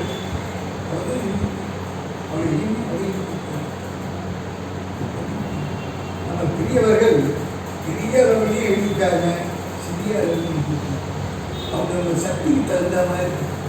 இலங்கை வாழ் தமிழர்கள் இந்த 6 நாளில் 10,345 பாடலையும் படிக்கிறாங்க. 6 நாளில் அவங்க எங்கள் ஒன்று படிக்க. அதனால் தயவு செய்து அன்பர்கள் அந்த கடிவன்பா படியுங்கள். அப்படி இல்லைன்னா பாம்பன் சுவாமிகளுடைய முதல்வன் புராணம் முடிப்பு 10 பாட்டு தினந்தோறும் படிக்கும். ரொம்ப அருமையாக படிப்பார். இவங்க எவ்வளோ கருணைங்க. அவங்க கருணையினால் நமக்கு நிறைய பாடிட்டு இருக்காரு. பாம்பன் சுவாமி ஒருத்தர் சொல்றார் கழுதுமலை படிக்கிறதில், நான் பாடும் பாட்டை நம்புவதற்கு நலம் பல நன்றா என்றார். நான் பாடின பாட்டை யாரெல்லாம் படிக்கிறாங்க நலம் கொடுக்கும் உங்களை கேட்கிறேன். என்னை தள்ளினாலும் என்னை நம்பினவரை தள்ளே அப்படின்ற. என்ன தள்ளிட்டா கூட பரவாயில்லப்பா இருக்குங்க, என்ன நம்ப வேண்டிய தள்ளாது. அவ்வளோ கருணையோடு பாடியிருக்காங்க. நாம எதையும் கேட்கல, கண்டது காட்சி கொண்டது போனோம். அது காலத்தை மனித பிறப்பு கிடைப்பது இவ்வளவு கடினம். மனிதனம் பிறந்த அதனுடைய பயனை நாம் பெற முடியாது. வீணாகி அதனால பிரச்சனை வரும் பெருந்தகையின் அனுபவம் பெற்றிருக்கும் ஓய்வு தொடரே பிரணவாகாத சின்மய நிபந்த குருபமே வேதமே பரபிரம்மே. வேதமற்ற பரபிரம்மம் சொல்ற அத்வைதிகள் பிரம்மம் சொல்றாங்க. இறைவனுக்கு ஒரு பெயர் கிடையாது, ஒரு உருவம் கிடையாது, எதுவும் கிடையாது. அவன் பெரிய பொருள்.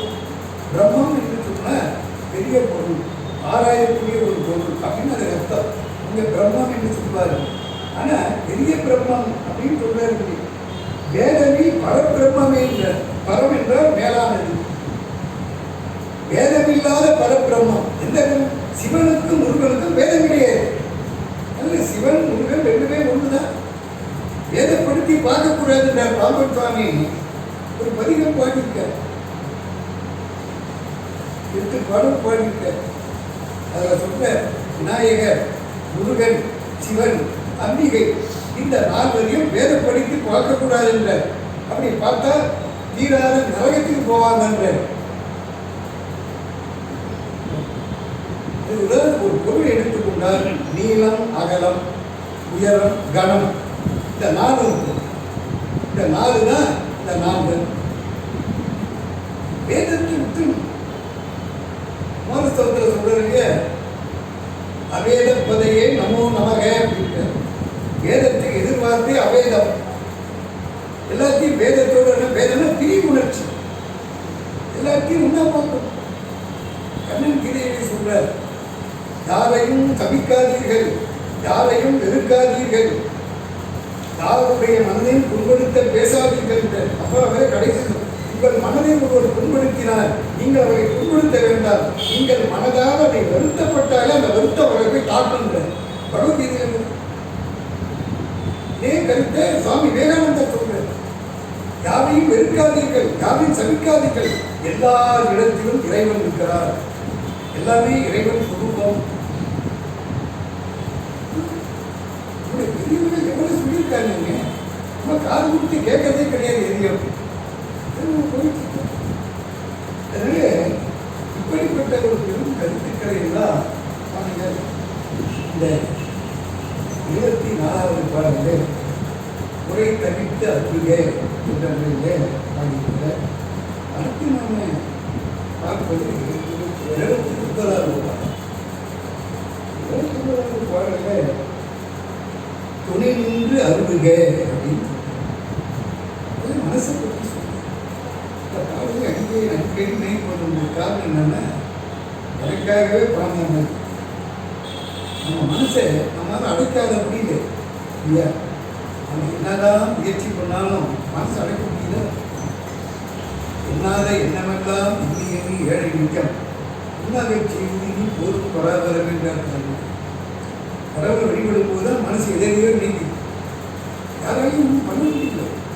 தாய்மானவர்கள் சொல்றார், எல்லாம் செய்யலாம், சிந்தை அடக்கியே சும்மா இருக்கின்ற திறமறிந்துதான் அப்படின்னு. மனதை அடக்கிறது கஷ்டம். அது அதனால் 30 வயசுல பாடின பாட்டாங்க, 30 வயசுல பாட முடியுமா? இந்த மாதிரி நம்ம பலர் சொல்லியிருக்கோம். ஒரு குமரகுமர சுவாமிகள் 5 வரை வரைக்கும் ஊமையா இருந்தார், பாடாமல் பேசாமல் இருந்தார். முருகனுடைய திருவள்ளினாலே அவர் பாடினார். கந்தர் கடிவென்பால் பாடினார். அவர் முதல்ல பாடியது கந்தர் கடிவென்பால் பூமேவி செங்கமர புத்தேழும் தேவங்கியன் ஆரம்பமாகும். அதுவே குட்டி கந்த புராணம் பேர். அதை பார்த்தீங்கன்னா சைவ சித்தாந்தத்தை அப்படியே பிரிஞ்சு கொடுத்துருக்க. இன்னும் ஆராய்ச்சியாளர் என்ன சொல்றாங்க, அது எப்படி சார் 5 வயசுல சைவ சித்தாந்தத்தை பற்றி பாருங்க. ஆராய்ச்சி என்பது வேறு, திருவருள் என்பது வேறு. திருவருள் எல்லாவற்றையும் தரக்கூடிய ஆற்றலுடைய. அவர் சைவ சித்தாந்தம் பற்றித்தான் கத்தர் கையெழுத்தா பாடணுன்ற அவசியம் கிடையாது. இப்போ வீக்கண்டா சிவஞான போதம் பண்ணார் 2 வயசுல. அவர் படிச்சுட்டா சிவஞான போதம் பாடினார். அவருடைய குருபூஜை வந்து 22 வீக்கண்டாருடைய குரு அங்கே இருக்கு. வீக்கண்டார் காணா புனிதமன் அத்திக்கிட்ட வீக்கண்டா நாதனரும் மேவுநாள் இல்லாரோ அந்த 2வது படம். பழைய காலத்து படமே அது. இருக்கிற படம் பழைய காலத்து படம். சேக்கிடார் படம் பாருங்க எப்படி இருக்கு. வரதராஜன் நேருன்றவர் குன்றத்தூர் அதை எழுதின சின்னையான ஒரு ஆர்டிஸ்ட் இருந்துச்சு. சேக்கிடார் படம் எப்படி இருக்கு பாருங்க. இதுவே வீக்கண்டார் வார்த்தை. வைகண்டார் காண புனிதமனும் அத்திவிதி வைகண்ட நாதனர் என்று தாய்மகள். எனவே இந்த மனதை அடக்குவதை பற்றி அதனால நான் சொன்னேன். இந்த மனதை அடக்குவதற்கு இறைவன் அருள் இவருடைய அருள் தான். கந்த வயநாட்டில் அருளினார் சொல்றார். ஓட ஓட்டார் ஒன்று உண்ண ஓட்டார் மனைவிட்டு உணர்ந்தார் சேர ஓட்டார் அடிக்க செய்வது. 5 புலன்கள் 5 குடிகள் என்னை படாதப்பாடு படுத்ததே, நான் என்ன பண்ணுவேன்? இதுதான் குரு. எல்லாவற்றுக்கும் இறைவன் துணை இல்லாமல் எதையும் செய்ய முடியாது. அதை மட்டும் ஞாபகம். இந்த உடம்பு இயக்குதுன்னு சொன்னா உயிர் இயக்கலை, உயிரோடு சேர்ந்து இறைவனும் இயக்கி கொண்டு இருக்கான். உயிர் வேறும் தெரியும், உடம்பு வேறும் தெரியும். இந்த உடம்பையும் உயிரையும் ஒன்றா சேர்த்து இன்னொரு பொருள் வாரியார் சமம் அழகா சொல்லுவார். மாட்டு வண்டி இருக்கிறது, மாடு இருக்கிறது, இந்த ரெண்டையும் சேர்த்து வண்டி ஓட்டுறவன் தான் இருக்காங்க. மாடு என்பது உயிர், வண்டி என்பது உடல். மாடு தானா போய் வண்டியில மூட்டிக்க தானா போக அதை செலுத்தி விட்டு வண்டிக்காரன் வேணும். இந்த மாதிரி உள்ள ஒரு வண்டிக்காரனா இருக்கா சுவாமி. அதை நான் உணர்ந்து கிடையாது. சுவாமி எங்கேயும் இல்லை, நம்ம கூடவே இருக்காரு. அதான் சைவ சித்தாந்தம் இருக்காரு. ஒன்றாய் வேறாய் உடனானா இடம் என்று ஞான சம்பந்த தேவதற்கு என்ன சொல்ற, உலம் என் வசம் நின்றதில்லை, என் தொல்லை ஒன்றை விட்டிடவும் இல்லை, உன் பதத்து அன்பில்லை, என்றனுக்கு உற்ற துணை உணரென்றி வேறும் இல்லை, இளையன் அவனுக்கு அருள வேண்டும் என்று உன்பால் இசைக்கின்ற வேறும் இல்லை, ஏழை அவனுக்கு அருள்வதேன் என்று உன் எதிர்நின்று இயம்புகின்றோரும் இல்லை, வளமதும் உனது திருவரும் குறைவதில்லை, மேல் மற்றொரு வழக்கும் இல்லை, வந்து இறப்போர்களுக்கு இலை என்பதில்லை, நீ வன்மனத்தவனும் அல்லை, தளவிழா சென்னையில் கந்த கோட்டத்துள் வளர் தளமுன்றும் கந்த வேலை, தன்முக துயமணி உங்கள் செய்வமணி சந்ததியும் தளவிழா அப்படின்னா தளர்னா சரி. மனிதனுக்கு சலிப்புன்னு ஒன்று உண்டு, தளர்ச்சி உண்டு. ஆனால் இறைவனுக்கு தளர்ச்சி சலிப்பறியா தன்மையும். இதேபோல திருப்பூர் அருள்விக்கார் சொல்றார், ஒரு மனிதனிடத்திலே ஒரு உதவி கேட்டால் ஒரு தடவை 2 தடவை செய்வாங்க, அப்போ பூவை கேட்ட செய்வாங்கலாம் செய்ய மாட்டார். தளர்ச்சி உண்டு, சலிப்பு உண்டு. ஏன் எப்போ பார்த்தா நம்ம போய் தொந்தரவு பண்ணிக்கிட்டே இருக்காரு. அது இந்த காலத்தில் நேம் போட்டு வச்சிருப்பான், இன்னும் அவுட்டு ஐயா இல்லைங்க அவுட்டுங்க. மனிதன் இயல்பு. ஆனால் இறைவன் அப்படி கிடையாது. எத்தனை தடவை கேட்டாலும் வெறுப்பு இல்லாமல் தருவான். அருளியா சொல்றார், வேண்டும் அடியார் அவர்கள் வேண்டும் போகம் அது வேண்ட பெறாது உதவும் பெருமாளே அப்படிங்கிறார். இந்த பாட்டு எங்க பாடியிருக்காங்க? திருப்பதியில பாடியிருக்காரு. அதெல்லாம் திருப்பதியில போய் ஜனங்கள் விழுந்து காரணம் என்ன? எவ்வளவு கேட்டாலும் கொடுக்க தயாராகிறாரு, கொடுத்துமே இருக்கிறாரு. பாலாஜின்னு இளமையானவன் அர்த்தம். இளமையான யாரு? முருகன். என்றும் இளையாய் அப்படின்னு பாடிட்டு நிற்கிறது. இந்த கூட்டம் பாருங்க, என்ன கூட்டம் வரும்? சமாளி குடிக்கிறீங்க. ஒருத்தர் சொல்ற 36 மணி நேரம் இந்த சாமி தரிசனம் கொடுக்குறேன். நிறைய வாரியாக இறைவனுடைய தன்மை தளர்ச்சி இல்லாதவர். அந்த இடத்துல தான் அருமையாக பாடிக்க. அதனால திருப்பதி முருகனுடைய ஸ்தலம். அது முருகன் தான் பாலாஜியா இருக்கிறாரு. அது ஆராய்ச்சிக்கு நான் போல வேற விஷயம், வேற மாதிரி அருணைக்கான திருப்பதியை முருகன் தலமாக தான் பாடியிருக்காரு. திருமலை மேலும் பெருமாளையும் பாடியிருக்காரு, ஆழ்வார்கள் பாடியிருக்காங்க, அது வேற விஷயம். அதனால தளர்வில்லாதவன் யாருன்னா இறைவன். அதனால் தன் பெருமையும் தானறியா தன்மையும் தான் தாழலோ என் மணிவாசக திருவாசகத்துக்கு. அதனால இந்த உலம் என் வசம் நின்றதில்லை. உலம் என் வசம், மனதை அடக்கி ஆள வேண்டும் என்பதுதான் இறைவனுடைய திருவுள்ளம். மனமுடையவன் மனிதன். மனிதனுக்கு மனம் அடிமையா இருக்கணும். ஆனா நாம் எப்படி இருக்கோம்? மனதுக்கு நாம் அடிமையா இருக்கணும். உடம்பு உயிருக்கு அடிமையா இருக்கணும். ஆனா உயிர் உடம்புக்கு அடிமையா இருக்கு. அதனால நம்ம யாரை பார்த்தா உடம்பு எப்படி சார் இருக்கு கேட்கணும், உயிரை பற்றி யாராவது கேட்கிறோம். உடம்பைத்தான் நம்ம உடம்பையா கருதுறோம், உயிரை பற்றி நம்ம நினைக்கிறதே கிடையாது. உயிரில் இருந்த உடம்பு மரியாதையே கிடையாது. உயிர் போயிட்டு அந்த உடம்பு என்ன பண்ண, எப்போ சார் தூக்க போறீங்க? 100 வயசு வாழ்ந்தாரு, ஒரு 10 நாள் வீட்டில் வச்சுருக்காரு நினைக்கிறோமா? அப்போ வச்சு போட்டு சார் திரும்பி பாண்டவன் உடம்புக்கு மரியாதை கிடையாது. அவனோட ரிஷிகள் நான் யாரும் ஒரு 3 எழுதியிருக்காரு, படிச்சு பாருங்க. நான் என்பது என்ன? நான் என்பது ஆத்மா, உயிர்.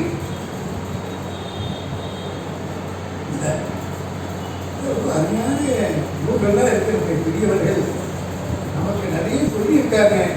நாம கேட்பதற்கு நாம தயாராக நம் மீது குறைய தவிர அவர்கள் மீது தவறே கிடையாது. நிறைய நமக்கு கருணையினால வாரி வாரி வழங்கியிருக்காங்க. அதனால உலம் என் வசம் என்பதில்லை, தொல்லை வினை ஒல்லை விட்டிடமும் இல்லை. தொல்லை வினை இந்த பழவினை, தொல்லைனா பழமை, ரொம்ப பழமையான வினை. வினையும் 3 வகையாக சொல்வார். தொல்வினை, பழைய வினை, அதெல்லாம் சங்கீதம். ஒவ்வொரு பிறவிக்கும் அந்த வினைகள் ஒரு பகுதியை கொடுக்குற. நாம் வீட்டிய வினைகள் ஒரே பிறவில எல்லாம் அனுபவிக்க முடியாது. கொஞ்சம் கொஞ்சம் சுவாமி என்ன பண்ணுறார், கருணையினால இந்த பிறவிலே இதை அனுபவிச்சுவாப்பா. நாம் அதை அனுபவிக்க வந்திருக்கிறோம். ஆனால் கூடவே மறுபடியும் வினையை சேர்த்துக்கணும். அது பேர் ஆகாமல் மறுவினைன்னு போயிட்டு இப்படி வினை சேர்ந்து கொண்டே வருகிறது. அதனுடைய பயன் பிறகை தொடர்ந்து கொண்டே. இதுதான் வினையினுடைய கதை. அதில் என்ன சொல்ற, தொல்லை வினைங்கிற பழைய வினை ஒல்லை. ஒல்லைனா என்னை எப்பொழுதும் அடிக்கடி விடவில்லை, என்னை விட்டிடவும் இல்லை. உன் பதத்து அன்பில்லை. உன் பதத்திலே அன்பு இருக்குமேயானால் வினை என்னை ஒன்றும் செய்ய. இறைவனிடத்தில் அன்பு இருந்தால் வினை தாக்கினாலும் அதை நாம உணர மாட்டோம். வினை தாக்கும், ஆனால் அதை உணராத அளவுக்கு இறைவன் நம்மை கொண்டு போகும். அதனால இறைவனிடத்தில் அன்பு வேண்டும். இறைவனிடத்தில் அன்புடையவர்கள் வினையினால் கூற மாட்டார். அதாவது விஞ்ஞான சம்பந்த முதல் பதிகத்திலேயே சொல்ற, திருநெறிய தமிழ் வல்லவர் தொல்வினையை தீர்த்தல் எளிதாமே. முதல் பதிகம் தோல்வியை கடைசி பாட்டில் சொல்ற, திருநெறிய தமிழ் வல்லவர் தொல்வினையை தீர்த்தல் எளிதாமே. தொல்வினை பழைய வினை. இந்த பழைய வினை தான் நமக்கு துன்பம். மறுபடியும் வினையை சேர்த்துக்கிறோம். அந்த முறையில் நம்ம வினை தொகுதி சேர்த்துக்கொண்டே இருக்கிறது. அதனால இங்கே தொல்லை வினை தொல்லை விட்டிடவும் இல்லை. தொல்லைன்னா அடிக்கடி என்னை விடாமல் இல்லை. உன் பதற்கு அன்பில்லை, என்றனுக்கு உற்ற துணை துணையன்றி வேறு இல்லை. இறைவா, எனக்கு துணை உண்மைக்கிறது. உண்மையான துணையாரு இறைவன் தான் நமக்கு துணை. வரும்போதும் தனியாக வந்தாலும் போகும்போதும் தனியாக தான் போகும். நடுவில் இருக்கிறதா துணையும் நிச்சயம் இருக்கிறாங்க. அதனுடைய மனோபாவம் அவ்வளோதான். எதுவும் துணைகளை நிரந்தரமாக துணையாக யாரும் இருக்க முடியாது. பாபரசனுடைய வரலாற்றை படித்துக் கொண்டு வருகிறேன். அப்படி சிவகுமார் அவர்கள் அருமையாக ஒரு நூல் எழுதியிருக்கார். அருமுக சிவன் ஒரு நூல் எழுதியிருக்கார். ரொம்ப அருமையாக இருக்கு. பாபரசாமி எடுத்து வாரியார் சுவாமிலாம் எழுதியிருக்காரு. ரொம்ப அருமையாக எழுதியிருக்காரு. ஆனால் இவர் எப்படி எழுதியிருக்காரு, தொடர்கதை மாதிரி எழுதியிருக்காரு. அதாவது உதாரணம் சொல்லணும்னா பொன்னியின் செல்வன் மாதிரி எழுதியிருக்காரு. பொன்னியின் செல்வன் கல்கி எழுதியிருக்காரு. இந்த பொன்னியின் செல்வன் நாவலை நீங்கள் படிச்சீங்கன்னா படிக்கிறது வைக்க மாட்டீங்க, தொடர்ந்து படிக்கணும் தான் வரணும். அந்த மாதிரி ஒரு ஆர்வம் வரும். அதே மாதிரி பாபரனுடைய வரலாற்றை சிவகுமார் அவர்கள் ரொம்ப அருமையாக எழுதியிருக்காரு. இது போன வருஷம் தான் வெளியிட்டிருக்காரு. ரொம்ப அருமையாக அது ஒரு அர்த்தம் கொடுத்த படிச்சு பாருங்க சார். அதை படித்தா வைக்கிறதுக்கு மனசு வரல. அந்த மாதிரி எழுதியிருக்காரு. ஒவ்வொரு அத்தியாயமும் படிக்க படிக்க ரொம்ப ஆனந்தமாக இருக்கும். அது ஒரு கதை ஒரு வரலாறு. அது ஒரு இடத்துக்கு போல ஒரு அன்பர் வர்றாரு. அவர் கூட, சுவாமி நீங்கள் தனியாக போவீங்களா, நானும் வரணும். ஆமா, என்னைக்கும் தனியாக தான் வந்தோம், தனியாக தான் நம்ம போகிறோம். அப்போ நம்ம கூட ஒருத்தர் இருக்கார், தெரியாதா அவனுக்கு? முருகனியன் கூடவே இருக்காரப்பா. இப்போ ஏன் நான் தனியாக போகிறேன், நீ வருத்தப்படுறேன்னு கேட்குறாரு அவர். பார்க்க அப்போ நம்மோடு என்னைக்கும் இருக்கிறவன், என்றைக்கும் இருக்கிறவன் யாருன்னா இறைவன். இறைவன் ஆனால் தோன்றா துணையா இருந்தவன் தன் அடியோங்களுக்கு அப்பர் சாமி பண்ணிக்கிறான். தோன்றாத துணை, கண்ணுக்கு தெரியாத துணைன்னு அர்த்தம். இதே மாதிரி மனத்துணைநாதர்கள் ஒரு கோயில் இருக்கு. திருவரிவரம் எங்க சுவாமி பேர் மனத்துணைநாதர்கள். மனசுக்கு என்னைக்கும் துணையா இருக்கிறவங்க யாருன்னா இறைவன். அருள்துணையை அறியாதவன் அல்லத்திற்கும் அருள்தனைன்னு ஒரு அருமையான கொடுத்தாங்க இடம். அப்பர் சுவாமிகள் பாடிக்க அருள்துணை பெருந்துணைன்ற அது ரொம்ப அழகா வாரியார் விளக்கத்தில் இருந்த பொழுது, அடியார்களுக்கு பெருந்துணை, அடியார் அல்லாதவர்களுக்கு அவன் அருள்துணைன்னு சொல்வார். ரொம்ப அருமையான பாட்டு. 6ஆம் திருமுறையில திருத்தாண்டகம் சிதம்பரத்தில் பேசாத நல்லெல்லாம் பிறவானாலே என்ற இந்த பதிகம் ஒவ்வொரு பாட்டில் 5வது பாட்டில் வர இந்த பாட்டு பல அரிய கருத்துக்களும் இருக்கு. உண்மையான துணையாருன்னு இறைவன் தான். அதனால உற்ற துணை துணையின்றி வேறு இல்லை. இளைய அவனுக்கு அருள வேண்டும் என்று முன்பால் இசைக்கு இன்னும் சின்னவங்க வயசுல சின்னவன், இன்னும் தெரியாதவன் அறியாதவன் முருகா அவனுக்கு நீ அருள் செய்வார் கேட்கறதுக்கு ஆள் இல்லை. எனக்காக ஒருத்தர் பரிந்துரை செய்வதற்கும் ஆள் இல்லை என்று அவனுக்கு ஏன் கொடுக்கிறன்னு சொல்றதுக்கு ஆள் இல்லை, எதிர்க்கிறவன் ஆள் இல்லை, உதவுறதுக்கு ஆள் இல்லை. வளர்வரும் உனது திருவரும் குறைந்து பலம் தருவதுதான் தன்னை வழிபடுகின்ற அடியார்கள் எல்லாருமே வளமாக வாழ வேண்டும், நலமாக வாழ வேண்டும் என்பதற்கு தான் முருகப்பெருமான் நமக்கு அந்த ஆரம்பத்தில் ஒரு யுத்தத்தை அடியாருக்கு ஒதுக்கிட்டார். கூறும் அடியார்களையும் தீர்க்கும் முகம் ஒன்று. இது ஆரம்பமே வந்திருக்கேன். ஆரம்பத்தில் ஒரு முகத்தையே அடியார்களுக்கு கொடுத்துட்டாரு. கந்தப்ப தேசிகர்னு ஒரு பெரியவர், இவர் கச்சியப்ப முனிவருடைய மாணவர். கவிராட்சச கச்சியப்ப முனிவர் சிவஞான சுவாமியுடைய தலை மாணாக்கர். அவர் திருத்தணி ஆற்றுப்படை திருத்தணி சந்நிதி முறையினே பாடிக்க அவர் ஒரு பாட்டில் சொல்ற அறுமுகம் தனி ஒருமுகம் தனி அடியேற்று உறவாகி அவன் 6 முகம் இருக்கு, ஒரு முகத்தை என் பக்கம் திரும்பக்கூடாதா? ஆனால் அப்படின்னாரு நான் சொல்ல அடியாருக்காக ஒரு முகத்தை ஒதுக்கி வச்சிருக்காரு என்றார். 6 முகமான பொருள் நீருடல் வேண்டும் ஆதி அருணாசலம் அமர்ந்த திருமாலே அப்படின்ற பாட்டில் பார்த்தீங்கன்னா அடியாருக்கு வினை தீர்க்கும் முகம் ஒன்றே அப்படின்றார். இது பல கருத்துக்கள். அடியார்களிடத்திலே இறைவனுக்கு ரொம்ப ஈடுபாடு. அடியாருக்கு நல்ல பெருமாள் என்றார் அலங்காரத்தில். அடியார் அடியார் நல்லவர்னா முருக பெருமாள். அடியாருக்கு நல்ல பெருமாளே அடியாருக்கு ரொம்ப நல்லவர். அடியார்கள் என்ன கேட்டாலும் கொடுப்பதற்கு முருகன் தயாராக இருக்கிறார். அதனால இங்கே அழகாக சொல்லுகிறார், ஏழை அவனுக்கு அருள்வதேன் என்று எதிரின்றி எம்புகின்றோரும் இல்லை, பலவரும் உனது திருவரும் குறைவதும் இல்லை. எவ்வளவு வாரி வாரி கொடுத்தாலும் இறைவனுடைய திருவரும் குறைய. ஒரு எறும்பு ராமகிருஷ்ணன் சொல்றார், ஒரு எறும்பு என்ன செய்தது, சர்க்கரை குடியில் ஒரு சர்க்கரையை எடுத்துக்கொண்டு எறும்பு சிறிய அது சர்க்கரை ஒரு துளி அதை எடுத்துக்கொண்டு அது திரும்பி பார்த்ததான். அது என்ன நினைக்குது அந்த எறும்பு, நாம் இந்த சர்க்கரையை எடுத்துட்டோம், இப்போ சர்க்கரை குடி குறைஞ்சிட்டு இருக்கோம் அப்படின்னு பார்த்தா இந்த சர்க்கரை அப்படியே இருக்குது. என்ன தெரியுது, எவ்வளவு எடுத்தாலும் இறைவன் பரிபூர்ணமாக, எவ்வளவு எடுத்தாலும் குறைபாடு என்பதே இறைவனுக்கு கிடையாது. அதனால்தான் பரிபூர்ணம்னு பேர். பரசிவம் சின்மயம் பூரணம் அப்படின்னு போனார் வளர. அவர் எப்பொழுதும் பூரணம் பூரணமிதம்னே உபனிஷத்து சொல்லுகிறது. எவ்வளவு அவன் எடுத்தாலும் அவன் பூரணத்திலிருந்து குறைவதில்லை, எப்பொழுதும் பரிபூரணம்னு பேர். பார்த்து விடவெங்கும் ஒரு நீக்கவாறு விளைகின்ற பரிபூர்ணானந்தமே என்று தாய்மார் அற்புதமாக பாடிட்டார். அதனால அருள் குறைவதில்லை, வந்து இறப்போர்களுக்கு இலை என்பதும் இல்லை. வந்து கேட்கின்றது இல்லை என்று சொல்ற பழக்கமே முருகனுக்கு கிடையாது. வாரி வாரி வளர்கின்ற நீ மனத்தவனும் அல்ல, பன்மனம் உடையவனும் அல்ல, இலக்கவனும் உடையவன் இறைவன். அதனால தளவிழா சென்னையில் கந்த கோலத்தில் வர தளமும் தந்தவேலே தன்னுடைய திவ்யமணி நம்முடைய செய்வமணி நம்முடைய முகவனியே என்று பாடுகிறார். ஒவ்வொரு பாடலும் நினைக்கின்ற பொழுதே 30வது பாடலை பாருங்க.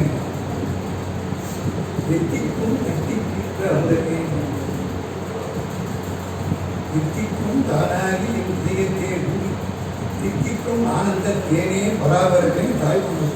அப்படி எந்த திசைக்கு போனாலும் தித்திக்கும் அமுதமாக இருக்கின்றவர்.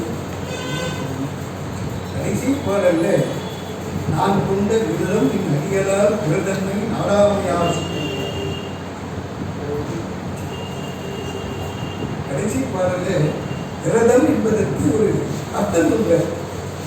நாம் நிறைய விரதம் இருக்கிறோம். இப்போ சஷ்டி விரதம் இருக்கிறோம். இப்போ நாளைக்கு ஒரு நாள் கேதார கௌரீஸ்வரர் விரதம் இருக்கு. பல விரதங்கள் நம்ம விரதம் என்பதே உடம்பையும் உள்ளத்தையும் தூய்மைப்படுத்துகின்ற ஒரு சாதனம். அந்த விளக்கம் நான் கொண்ட விரதம் நீ அடியலால் விரதமை நாடாமையாகும். என்னுடைய விரதம் என்னன்னா முருகாவுடைய திருவடியை தவிர வேறொன்றை நாடாது இருப்பதுதான் விரதம். இதுதான் உண்மை. விரதம் என்று சொன்னால் அந்த ஒரு நாளாவது இறைவனையே நாம் சிந்தித்துக் கொண்டிருக்க வேண்டும். இறைவனையே விரதம் நேரமும் அவனை சிந்திக்கணும், முடியல. அதனால அந்த ஒரு நாளாவது இந்த விரதனாகிய சுவாமி அதான் சிவராத்திரி விரதம், சோமவார விரதம், சஷ்டி விரதம், இப்படி பல விரதங்கள் இருந்தார்.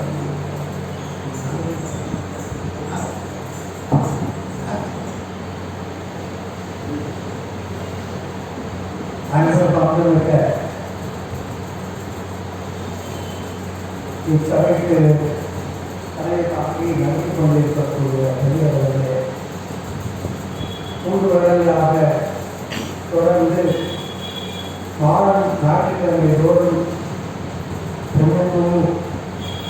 உண்மையுடனும் அன்புடனும் கருணையுடனும் மிக சீரிய விளக்கத்துடன் தேர்வுகள் மாலையில் மக்களுக்கு விளக்கமாக கூறுகின்ற ஐயா அவர்களே, இந்த விழாவில் கலந்து கொண்டிருக்கக்கூடிய பெரியோர்களே, தாய்மார்களே, சிறுவர்களே அனைவருக்கும் விழாவில் எனது பணிவான வணக்கத்தை தெரிவித்துக் கொள்கிறேன். 3 வருட காலமாக தொடர்ந்து 31 பாடல்களை விளக்கமாக கொண்டிருக்கிறார். விளக்கமாக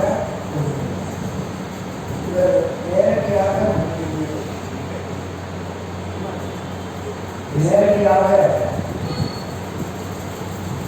இதற்கு சொல்வதற்கு பதிலாக சைவசித்தாந்தத்தை பற்றியும் திருஞான பற்றியும் மற்ற ஆன்மீக சொல்லக்கூடிய கருத்துக்கள் எல்லாம் முழுமையாக எடுத்து கூறுகின்ற தன்மை நன்றாக நூல்களை படித்தவர்களால் தான் முடிய தவிர மற்றவர்களால் முடியுமே என்னால் என்னுடைய எனவே அவருடைய கருத்துக்கள் எல்லாம் தானாகவே சொல்லுகின்ற வார்த்தைக்கு ரொம்ப ஆட்டம் தானாகவே வந்து கொண்டிருக்கிறது, கூட்டாக்கி கொண்டிருக்கிறது. அவர் எதுவும் படித்துக் கொண்டு வருவதில்லை, புத்தகங்களையும் படிக்கவில்லை. பாடல் தப்பாக இருக்கிறார்கள் என்பதற்காகத்தான் பாடலுக்கு புத்தகம் இருக்கிறாரே தவிர அந்த பாடல்களுக்கு தெரியாது என்ற அர்த்தம் அல்ல. அதே போல எந்தொரு விளக்கத்தையும் அவர் கையிலே வைத்துக் கொண்டிருக்கிறது. பொதுவாக பேசுகின்றவர்கள் துடிப்பு வைத்துக் கொண்டிருப்பார்கள். இவர் பேசுகின்ற பொழுது துடிப்பு வைப்பதே நாம் பார்க்க வேண்டும். அவர் அந்த சமயத்தில் என்ன நினைக்கின்றாரோ ஒரு வார்த்தை சொல்லும் போது பல வார்த்தைகளுடைய பொருளாக இருக்கிறது. அவ்வாறு சொல்லுகின்ற போது இப்படி கூட ஒரு பொருள் இருக்கிறது கேட்பவர்களுக்கு அது ஆனந்தமாக படிக்கிறவர்களுக்கு அனுபவித்து படிக்கிறவர்களுக்கு மட்டும்தான் தெரியும். அந்த வகையிலே கிட்டத்தட்ட 3 ஆண்டுகளுக்கு இந்த சபையை சீரும் சிறப்புமாக நடத்துவதற்கு பல்வேறு கூட்டணிகள் மூலமாகத்தான் இது வளர்ந்து வந்தது. அந்த உதவியை செய்த குடும்பங்களில் ஐயா திரு மகாதேவன் அவர்கள் என்பதை நான் பெருமையாக குறித்துக் கொள்கிறேன்.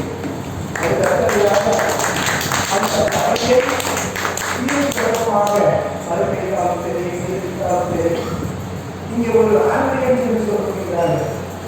இங்கே இந்த சபை சிறுசபையாக இருந்தாலும் அதுக்கு ஒரு வைப்ரேஷன் சொன்னால் தெய்வ உணர்வு உங்களுக்கு வரணும். இந்த சிறு சபையாக இருந்தாலும் கூட 10 பேர் வந்தாலும் கூட அது சிறப்பாக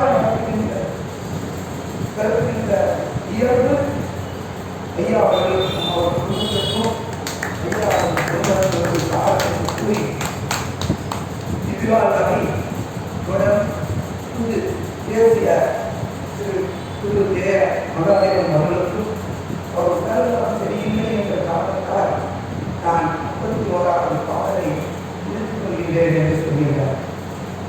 அவர் கடைசி பாடலை சொல்லும் பொழுது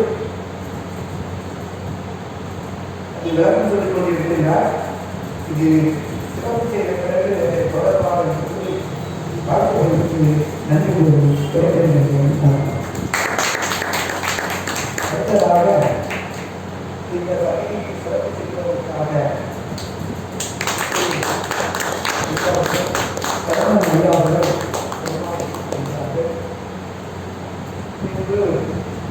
அவருக்கு ஒரு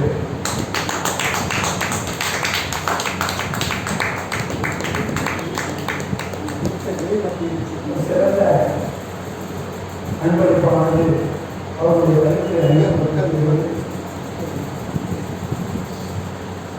ஏற்றுக்கொள்ளப்பட்டு நன்றி ஒரு நடைபெறுகிறது.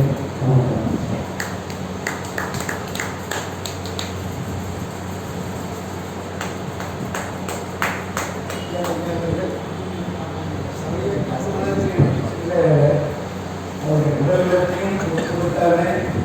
34 இலக்கியமே அதிக பேசப்படலாம் வருவார். அவரோட சுகாதார அடக்க முடியாத கூட அவருடைய மனசெல்லாம் இந்த சபையில தான் ஒரு வீட்டு அட்ரஸ் கூட கொடுக்க மாட்டேன். இந்த சபை அட்ரஸ் தான் சொல்லுது. 222 விசிட் போட்டால் வந்துருக்கீங்க எனக்கு. இந்த மாதிரி இந்த சபையோடு தன்னை ஒரு பாட்டியோடு இணைத்து கொண்டவர்கள் அவர்களுக்கு ஏனாக்க வந்து ரொம்ப ஆச்சரியமா அவர் பார்க்கிற போது நீங்களே பார்க்கிறார்கள்.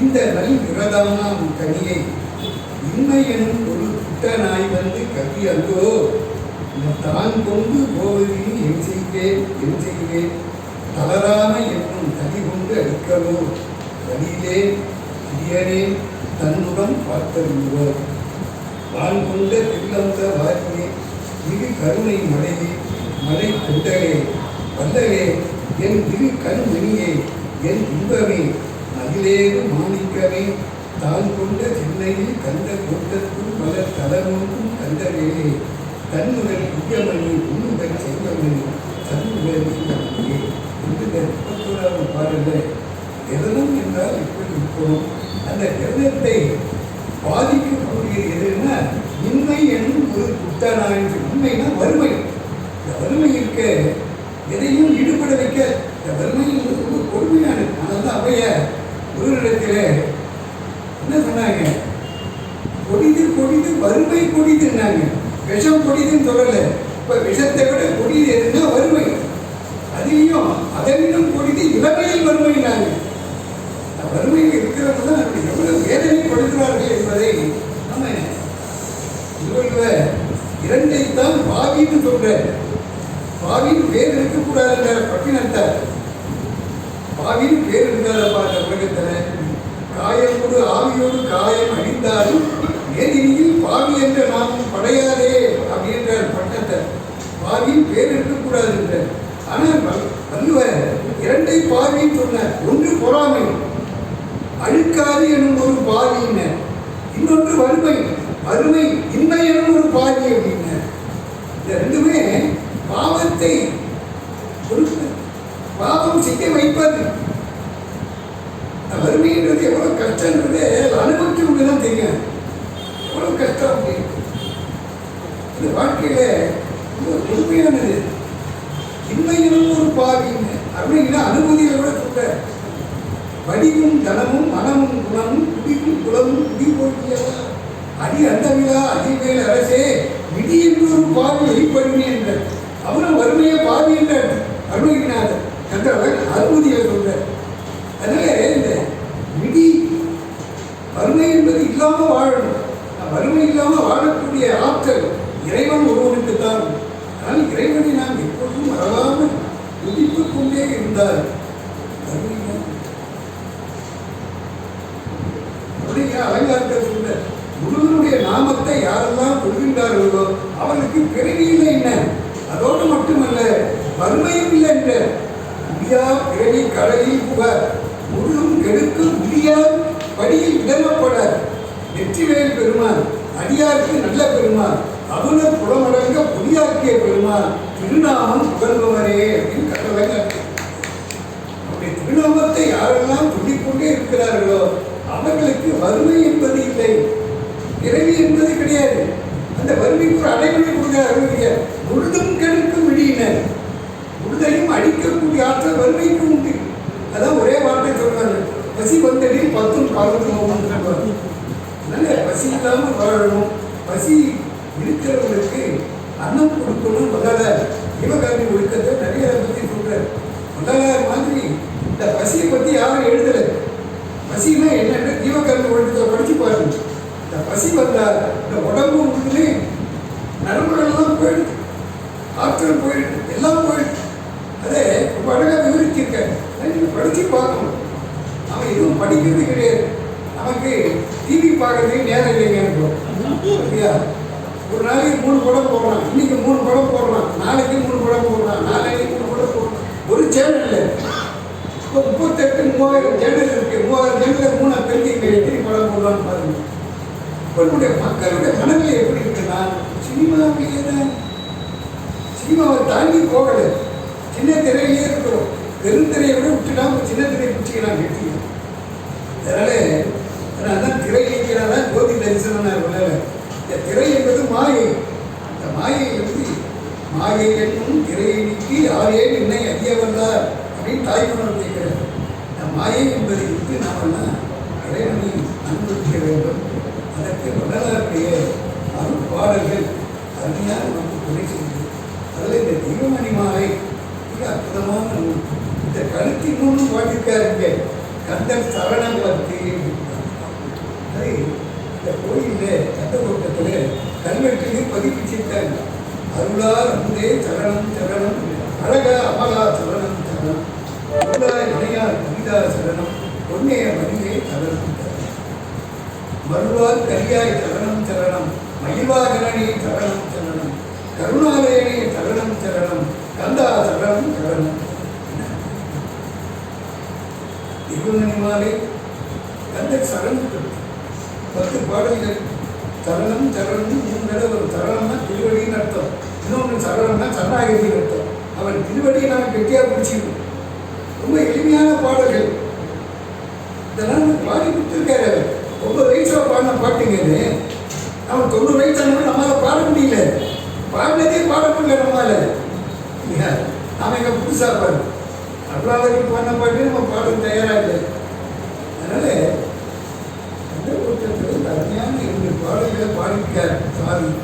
அதையெல்லாம் நம்ம பாடி முருகனுடைய திருவுரை எல்லோரும் பெற வேண்டும் என்பதற்கெல்லாம் நல்ல வாய்ப்பு. திருமணி மாலையே சிந்திக்கிற ஒரு வாய்ப்பை சைவ சமய மக்கள் சபை எனக்கு வழங்கியது. இதை பற்றி ஒரு காலத்தில் சுவாமி விமலானந்தன் என்பவர் சமய ஜோதிக்கு பத்திரிகை நடத்தினார். அதில் ஏதாவது கட்டுரை எழுதினார். அப்புறம் திருமணி மாலை கட்டுரை எழுதி கொடுத்தேன். ஒரு 30 வருஷத்துக்கு முன்னாடி இதை போட்ட கோயிலில் சொற்பொழிவாக செய்கிறது வாசல் போனால் இருக்குது எனக்கு.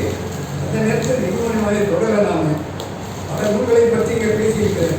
அருணாச்சல புராணம் யாருமே சொல்லாதது இங்கே சொல்ல சொன்னார். சிவராம் செட்டியார் தான் சொன்னார். யாரும் அருணாச்சல புராணம் சொல்றதை நீங்கள் சொல்லணும் அப்படின்னார். இங்கே சொன்னேன். அதே மாதிரி குமாரஸ்தவம், கந்த அலங்காரம், கந்த அனுமதி பற்றிலாம் நிறைய பேசணும். ஆனால் திருமணி மாலையை நான் தொடரலை. அப்படியே மகாதேவ மாலையை பற்றி இங்கே பேசுனேன். இது ஒரு மனக்குறை அடியேனுக்கு இருந்தது. திருமணி மாலையை பற்றி பேசணும். வரும் இந்த தொடர் விட்டு போச்சு. உடம்பு சரியில்லை. அடியனை வந்து நான் ராயபுரத்துலேருந்து இப்போ நான் பாலவாக்கம் போயிட்டேன். ஒரு வீட்டுக்கு வந்து போக முடியல, இடவு போக முடியல. அதனால் இந்த ஒரு நிகழ்ச்சி அடியனுக்காக ஒரு நிகழ்ச்சி எங்களை ஒன்றும் கேட்டேன். அவங்க சித்தியாரையா அவர்கள் தாராளமாக நீங்கள் வந்து பேசுங்க. எப்படி நீங்கள் நினைக்கிறதோ அதே மாதிரி நாங்கள் ஏற்பாடு பண்ணுறாங்க. ஞாயிற்றுக்கிழமை ஒரு நாள் வந்து பேசுகிறேன். பகல் நிகழ்ச்சியாக முதல் தடவை பகல் நிகழ்ச்சியாக பாப்பட்ட சாமிகளை பற்றி பேச ஆரம்பித்தாங்க. ஒவ்வொரு மாதம் கடைசி ஞாயிற்றுக்கிழமை இந்த பாப்பட்ட சாமிகளை பற்றி பேசணும்.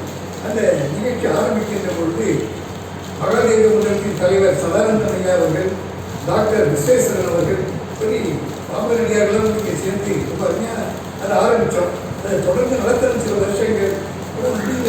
அதை சூழ்நிலைகள் அது எல்லாத்துக்காக தான் அடியர் தான் காரணம். அடியனுடைய வேலை அப்படிப்பட்ட வேலை ஆரம்பிச்சு தெரிஞ்சு வெளியூர்லாம் மாற்றி வராங்க. எல்லாம் பண்ண முடியல. அதனால் தொடர்ந்து நிறுவனமாக போச்சு. அது ஒரு குறை இருந்தது. அது என்னுடைய குறையை இந்த ஐயா அவர்கள் அவருடைய அருமை குடும்பகனர் ராம்குமார் அவர்கள்லாம் சேர்ந்து அடியனுடைய மனப்பணி தீர்த்து வைத்தார்கள். அவர்களுக்கு அடியனுடைய இந்த சபை மேலும் வரலாற்று காலம் இருமுறை வாழ வேண்டும். இந்த சபையில் நிறைய நிகழ்ச்சிகளாக நடக்கின்றன. லைமானத்தில் திருமுறை விழா நடத்துகிறாங்க. புகழ்பெற்ற ஊர்வாமூர்த்திகள்லாம் வந்து பாடிக்கிறாங்க. தருமபுரம் வந்து பாடிக்கிறார். ரங்கசாமி தேசிகர் பாடிக்கிறாரு. குழந்தை ஞான பிரகாசம் இப்படி பல பிரபலமானவர்கள்லாம் நீங்கள் பாடிக்கிறாங்க. அவங்க பாடலாம் ஐயன் வந்து அப்போ கலந்து இப்போ முடியல. அதனால் இப்படிப்பட்ட ஒரு நல்ல வாய்ப்பு வழங்கிய ஐயனுக்கு நன்கு வணக்கத்தை ஊட்டி அவர்களும் அவருடைய குடும்பத்தார் அனைத்து நலன்களும் நலன்களும் பற்றி இருமொழி வாழ்ந்த எல்லாம் அந்த முன்பெருமான் மறக்க முடியாததை கொடுத்தார். மரமாக கொடுத்தா செலவாகிடும். பாருங்க வெள்ளியில அழகாக இந்த மாதிரி வெள்ளி வேலை கொடுத்தீங்க. இந்த காலத்தில் இந்த வேலை அப்படியே வச்சிருக்காங்க. சில பொருளாக நிறைய வெள்ளியில் தான் எனக்கு தருவாங்க. ஏன்னா வெள்ளி என்பது வெண்மை. வெண்மைனா தூய்மைன்னு அர்த்தங்க. நாம தங்கத்தை தான் உயர்வாக நினைக்கிறோம். திருதியை திதியில வெள்ளை பொருள் தான் கொடுக்கணும்னு சொல்றாங்க. வெண்மையானது தயிர் சாதம். இந்த தயிர் சாதம் தான் பிரசாதமாக சொல்றாங்க. அதே மாதிரி வெண்மை என்பது வெள்ளி. இந்த சிவபெருமான் இருக்கிறது வெள்ளி மலையில் இருப்பீங்க. தங்க மலையில் இருக்கக்கூடாது, வெள்ளி மலையில் இருக்கு. வெண்மை என்பது தூய்மைன்னு அர்த்தம். இந்த தூய்மை எங்கே இருக்கு அதுதான் சாமி இருக்கார். அதுதான் கருணைன்னு அர்த்தம். இப்படி அவர்களுக்கு வெள்ளியிலே பல பொருட்களும் கொடுத்துருக்காங்க. எல்லாம் மறக்கவே முடியாது. அதில் அந்த வேலை ஒன்று கொடுத்தாங்க. அதை வச்சிருக்காங்க. அதெல்லாம் அதை வச்சு வழிபடுறாங்க. வேலையை வழங்குவதே வேலை. அந்த வேலையை பார்க்கின்றவங்க சைவசை பக்த சபையில் அறிவிக்கிறது. என்னுடைய மகள் கூட இந்த வேலை ஏன் கொடுத்துருப்பாய் இல்லாமல் அதை நான் கொடுக்க மாட்டேன் இங்கே இருக்கணும். அதனால ஐயா அவர்கள் வளர்க்க முடியாத ஒரு அருமையான ஒரு மாலை, மணி மாலை, உத்ராட்ச மணி மாலை வெள்ளியில் கொண்டு கொடுத்துருக்காங்க. இந்த கைமாசி இவர் பலாத்துக்காக விரும்பி வாழ வேண்டும். இவர்களெல்லாம் வழிகாட்டியாக இருக்க வேண்டும் என்று கேட்டுக்கொண்டு இந்த அனைவருக்கும் அதே முக்கிய வணக்கத்தை இந்த நடைபெறுகின்ற நிகழ்ச்சிகளிலே கூடியவரை எல்லோரும் தவறாமல் கலந்து கொண்டு முருகன் திருவருடைய இந்த கருத்து சிறக்க வேண்டும் என்பதையெல்லாம் கேட்டுக்கொண்டு அனைவருக்கும் இனிய தீபாவளி வாழ்த்துக்களையும் தெரிவித்துக் கொண்டு விடைபெறுகிறேன். நன்றி.